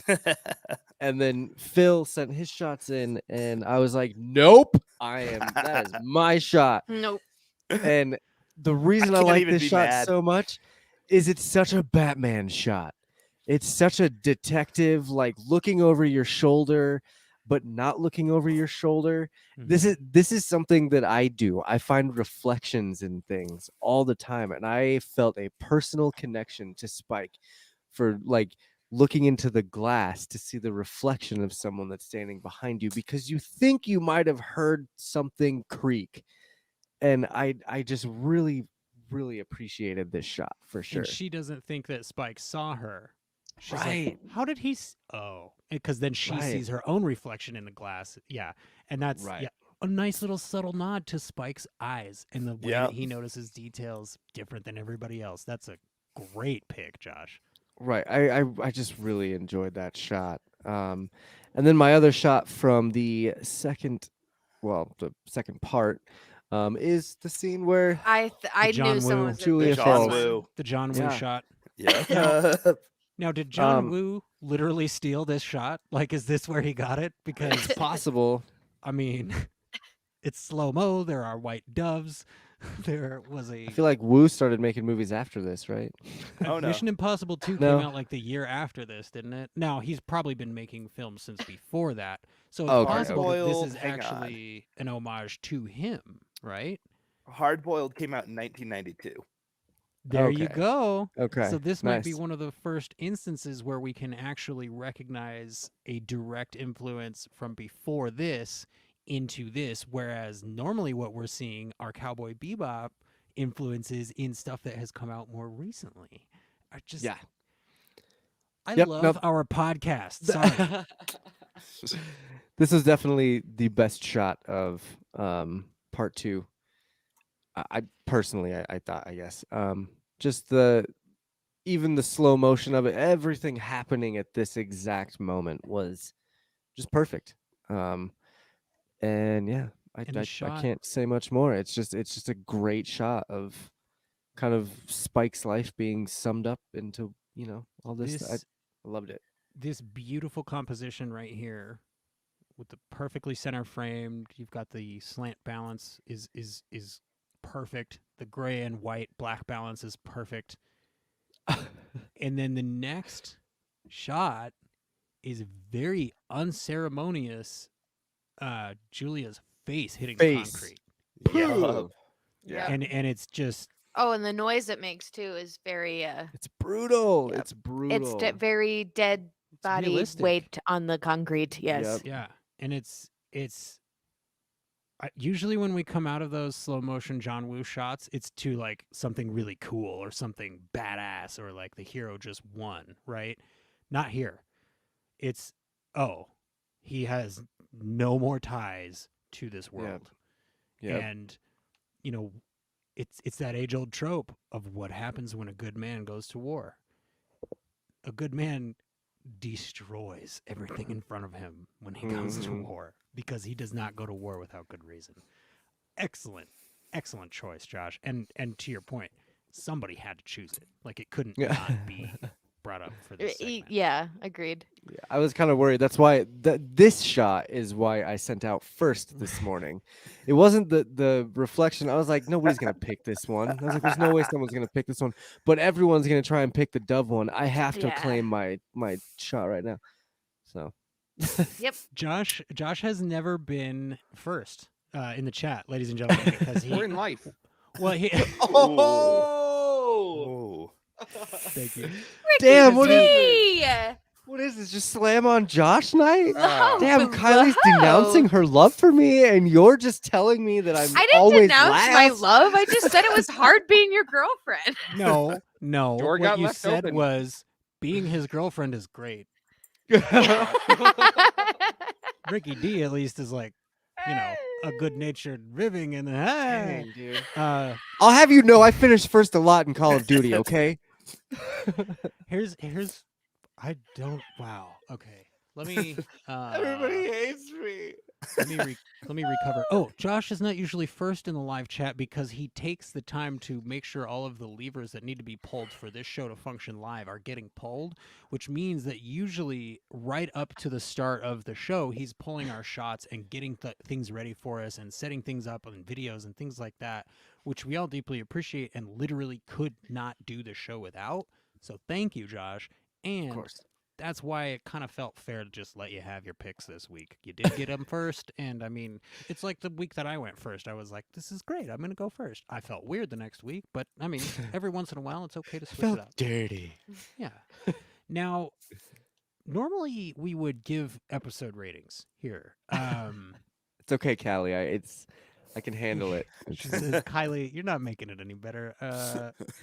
She says, I really want to help you, Josh, but it's too funny. Sorry, you're on your own, but we very much appreciate having you. Callie speaks for all of us, Josh. Normally, like I said, we would rate the episodes, but I don't want to do that. I want to ask Ricky D from Best Flicks with Ricky D, give this series a rating from 1 to 10. 10 not necessarily being perfect, but 10 being I will put this show into my staple of rotational rewatches in the future going forward. 1 being I'm probably not going to watch a show ever again, but whatever. 8.3. I like it. 8.3. So I'm going to translate that to what I assume means there are episodes of this you definitely want to watch again. It doesn't mean that every time you go to watch through, you're going to watch every episode in a row, but there are pieces that you're like, I'm in the mood for, say, a mushroom samba today. I'll go throw that on. Pretty Wonderful. much, yeah. I'm definitely never gonna watch it with the intenseness that we did for this. I'm not gonna be, I feel like I'm probably gonna watch it while I'm poking at my phone and doing that kind of thing, which will probably lead to more rewatches. Right. But yeah, I like it. Josh, if I could have you kind of do the same exercise. It's a very interesting strategy. It's a very bold strategy, Cotton. Let's see if it pays off. God damn it. Chuck Norris. I'm assuming that you're doing this because all of us are rating this episode a 10, right? And you didn't want to give me the the satisfaction of playing the Rasta horn for a perfect 10 episode, which I understand that is fine. I will, man, as far as like rewatching it again, to be honest, like I watch a lot of stuff and I like to watch a lot of new things. I would say as far as me watching it again, I would probably give it like a 6. Yeah. And the main reason I watch it again is because the live action comes out. And I'm gonna watch the live action show, and then I'm gonna watch this again to compare, to see the differences and see what's what's new and what's the exact same. Like, and I'm especially excited to watch the live action version because of how much we've dissected this show. Right. And I already kind of know a lot of stuff. Like a lot of our lines and shots of the show, I think are going to be used in the live action as well. And you best believe that I'm going to be pulling those shots and yeah. putting them side by side from our shots of the show and putting them on the interwebs to show that we are So- just as good as the filmmakers that are making this live action series. I would like to agree with Josh. I'm also very What? excited. Yeah, Oh. it's happening. It's going down right now. I'm also very excited about the live action show coming out. Colorly shocked. And if it weren't for us going through this experience, it wouldn't even be on my radar. Yeah. So I Sure. went from not even Cowboy What Huh to, oh, there's a live action one coming out November. Here it comes. Yeah. Yeah, I'm excited sure. for I'm it. waiting All for it. right. All But right. I mean, as far as like me sitting down and watching, I don't, if I'm gonna watch something like to put in the background, it's gonna be Pawn Stars every single time or The Office every single time. I because regret. I regret agreeing with Josh. Yeah. It's okay. I'll cut it out in post and we'll change it. but like, I probably, one of these days when I'm trying to maybe introduce it to someone again, I'll go watch it. Because it's definitely something that I will promote to other people, and that I will, I'll have memories of this for a long time. So to me, it sounds like you feel really positively about the show. It's just that you're not immediately like, I have to watch it all again right now. Right. So right. I'm going to go ahead and bump your rating up to a 7 then, because 6 feels weird to me. That sounds fine. And I let's appreciate let's that. just make a 7.8. Just You know just what? for Let's shits call and it a giggles. 7.8, and we'll throw another point on 5 there to call it an 8.3, and we'll just say everybody gave it an 8.3. Like, Perfect. this is how we round up. That's jazz, my friends. That's how jazz works right there. If you don't know how jazz works by the end of this show, you did something wrong. I will correct you both, though, and say Phil and I know that if you're going to introduce non-anime fans to anime, this is the show you use, which makes it a 10. But I asked you guys because I wanted to know, like, how much it actually impacted you. And I honestly, I feel like you both have given me a gift with how much you've enjoyed this show, because I was like, there's a chance they're going to get to the end of it and be like, yeah, it was tropey, it was this and whatever. But to hear that you both actually had a great time really means a lot to me. And Phil, I can't thank you enough for first of all, for being here with us tonight and providing such wonderful in-depth analysis that none of us would even grasp if it weren't for you. But beyond that, Phil is very frequently in our live chat, watching Sudden But Inevitable, listening to Sudden But Inevitable, helping us with stuff we can't remember live as it's happening. You guys, I love Sudden But Inevitable. It's my favorite podcast. It literally is. And to get to be the host of it and to have you guys in it with me is the coolest thing about this podcast. And I can't wait for season 3. Now, all of that having been said, we've been talking for about 2 hours and 40 minutes. This is our longest show by a bit right now. I think we should probably wrap it up. It's Friday night. Everyone here has jobs and families and things that we have to do. And I have a special thing for the end of this show that's And about Josh 3 minutes. So has And special it's thing. been killing him.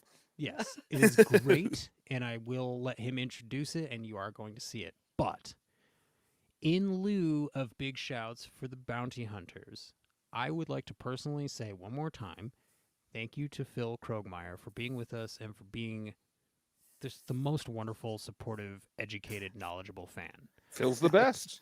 Thank I you for wanna having say, me. Of course, we get filled for free at SBI. We're gonna make a I- T-shirt for you, Phil. We're working on it. I want to say thank you to Callie D in the live chat. Thank you for waking up at 4:30 every morning for the last 9 months to hang out with us live every week. That's mind-blowingly cool. And you are what keeps us in the air when we ought to fall down.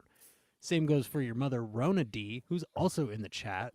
How crazy is that? We have whole actual families here hanging out with us. Rosie, I love you. And if I talk to you directly too much, I'm going to cry. So I'm just going to say thank you for being you. And thank you for always supporting everything that we do, even ancillarily. Like, if we went on a random podcast and said, hey, Rosie, go listen to that podcast, not only would she do that, she'd probably go buy their shirt and recommend them on Twitter and, like, download every episode they ever made. She is the most supportive, amazing, wonderful, genuine, caring, heartfelt person. And Rosie, we love you. Thank you so much for being with us. You are the first shepherd of Shine, and we will never, ever, ever forget that. Beyond that, I don't have anybody else to shout out except the people here on the screen with me, Josh, Kylie, Ricky D. You guys, short and sweet for you. You guys know I love you. I'm going to leave it at that. If there's anything that you guys feel like you have to say, please say it now, because we should sign off as soon as we possibly can.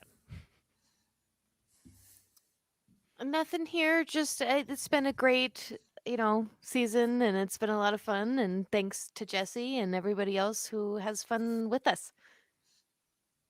Yeah, I can't thank you guys all enough for doing this with me. It's I tried to do a network thing a long time ago with Twist My Arm, and it didn't really pan out the way it was supposed to. But this last year has been an incredible ride, a great journey with you, Jesse, with Ricky, with Phil, with Chip, with Roy, with everyone involved in this network. Kylie, with you coming along too, me dragging you over here to these podcasts, like it's been great. It's a dream come true for sure, and I can't thank you guys enough for helping me fulfill that. And I am excited for many more episodes and podcasts to come.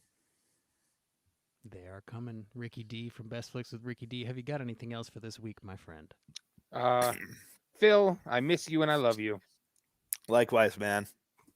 We need to get Phil on more shows. I think Indeed. that's something we can probably do.